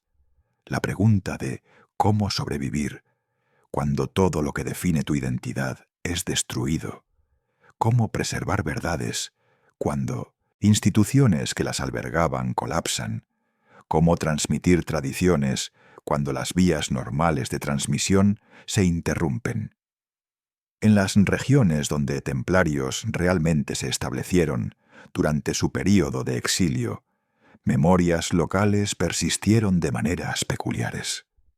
Pueblos en Portugal, donde la Orden de Cristo mantuvo presencia, conservaron tradiciones que mezclaban historia templaria con identidad de la nueva orden, creando continuidades narrativas que eran históricamente complejas, pero culturalmente significativas. Aldeas en Escocia donde, según leyendas, templarios se refugiaron, desarrollaron historias transmitidas oralmente durante generaciones, cada generación añadiendo o alterando detalles, pero manteniendo núcleo de memoria sobre caballeros que vinieron del sur huyendo de injusticia. Estos son legados intangibles, imposibles de verificar completamente, pero parte del tejido cultural de lugares específicos. Los símbolos templarios, especialmente la cruz roja sobre fondo blanco, migraron a nuevos contextos. La Orden de Cristo en Portugal usó cruz modificada. Familias nobles que habían tenido miembros templarios a veces incorporaron elementos templarios en sus blasones. Ciudades que habían albergado comandancias templarias mantenían cruces templarias en escudos municipales. El símbolo se separaba gradualmente de su referente original, adquiriendo significados nuevos o generalizados. pero permanecía visualmente presente en paisaje europeo, recordatorio silencioso de presencia que había sido. Las rutas comerciales que los templarios habían ayudado a establecer continuaron funcionando después de su desaparición. Los caminos de peregrinación que habían protegido seguían siendo transitados. Las técnicas agrícolas que habían introducido en tierras que administraban fueron adoptadas por nuevos propietarios. En estos sentidos prácticos y prosaicos, el legado templario persistió sin necesidad de continuidad institucional explícita. Habían modificado el paisaje europeo, literal y metafóricamente, de maneras que no podían ser completamente revertidas, incluso cuando ellos mismos eran eliminados. Quizás el legado más profundo del exilio templario es precisamente la idea de exilio como estrategia de supervivencia espiritual. Frente a destrucción institucional total, los templarios que escaparon tuvieron que inventar formas de continuar sin la estructura que había definido su existencia. Algunos lo hicieron manteniendo secretamente prácticas individuales. Otros lo hicieron transmitiendo fragmentos a la siguiente generación. Otros más lo hicieron permitiendo que elementos de tradición templaria se mezclaran con otras corrientes culturales, perdiendo pureza, pero ganando capacidad de persistir en formas híbridas. Esta flexibilidad forzada, esta adaptación bajo presión extrema, creó patrones de transmisión cultural no oficial que se volvieron modelo para otras tradiciones perseguidas en siglos posteriores. Cuando pensamos en los templarios individuales que vivieron y murieron en exilio, el caballero que se convirtió en herrero en pueblo remoto, el administrador que trabajó anónimamente para banquero italiano, el navegante que quizás llegó a costas desconocidas, el ermitaño que rezó solo en bosque durante décadas. Sus vidas pueden parecer tragedias personales, historias de pérdida y adaptación dolorosa, y en términos individuales, muchas lo fueron. Pero colectivamente, estas vidas fragmentadas preservaron algo que la supresión oficial no pudo eliminar: la memoria de que los templarios habían existido, habían significado algo, habían contribuido a civilización europea, de maneras que no podían ser completamente borradas. El exilio, entonces, no fue solo destino geográfico o estrategia de supervivencia. Fue transformación ontológica, de orden militar visible, en presencia cultural difusa. Los templarios después de 1307 ya no existían como institución, pero existían como memoria, como símbolo, como conjunto de conocimientos y prácticas distribuidos a través de múltiples canales, algunos conscientes de su origen templario, otros inconscientes. Este modo de existencia fantasmal, real pero invisible, presente pero innombrable, se convirtió en su legado final. No sobrevivieron como orden, pero sobrevivieron como algo más difícil de definir, y precisamente por eso más resistente. Como idea que una vez fue concreta, como tradición que una vez tuvo hogar institucional, pero aprendió a existir sin él. En las brumas de la historia, en los márgenes de documentos, en símbolos tallados en piedras antiguas, en leyendas transmitidas en pueblos remotos, en las preguntas sin respuestas sobre flotas desaparecidas y tesoros nunca encontrados, los templarios continúan existiendo. No como fueron, sino como se convirtieron, exiliados de su propia historia, habitantes de un espacio liminal entre registro histórico y imaginación, cultural entre lo que documentos pueden probar y lo que el silencio de documentos permite imaginar. Este espacio del exilio, paradójicamente, se volvió su territorio más duradero, un refugio que ninguna autoridad papal o real podía confiscar, porque no estaba en mapa alguno, sino en el dominio de las posibilidades preservadas cuando instituciones mueren, pero las ideas que albergaban se niegan a desaparecer completamente. Y así, 7 siglos después, cuando hablamos de templarios, hablamos tanto de hombres que vivieron en el siglo XIV como del legado intangible que su exilio creó. La demostración de que lo que parece destruido completamente puede sobrevivir en formas imprevistas, que la ausencia de continuidad institucional no significa necesariamente fin de influencia cultural, que el exilio puede ser no solo pérdida, sino también, de manera extraña y no planeada, forma de inmortalidad. Los templarios se convirtieron en lo que ninguna orden militar había sido antes. No conquistadores de territorios, sino ocupantes de imaginación histórica. No defensores de fronteras geográficas, sino habitantes de fronteris entre lo conocido y lo especulado, entre historia documentada y posibilidad legendaria. En ese territorio sin mapas, en esa ruta del exilio que se extendió mucho más allá de cualquier geografía física, encontraron finalmente un refugio que ninguna supresión podía alcanzar. El refugio de nunca ser completamente olvidados, de permanecer siempre como pregunta sin respuesta final, como historia cuyo último capítulo nunca será escrito con certeza absoluta.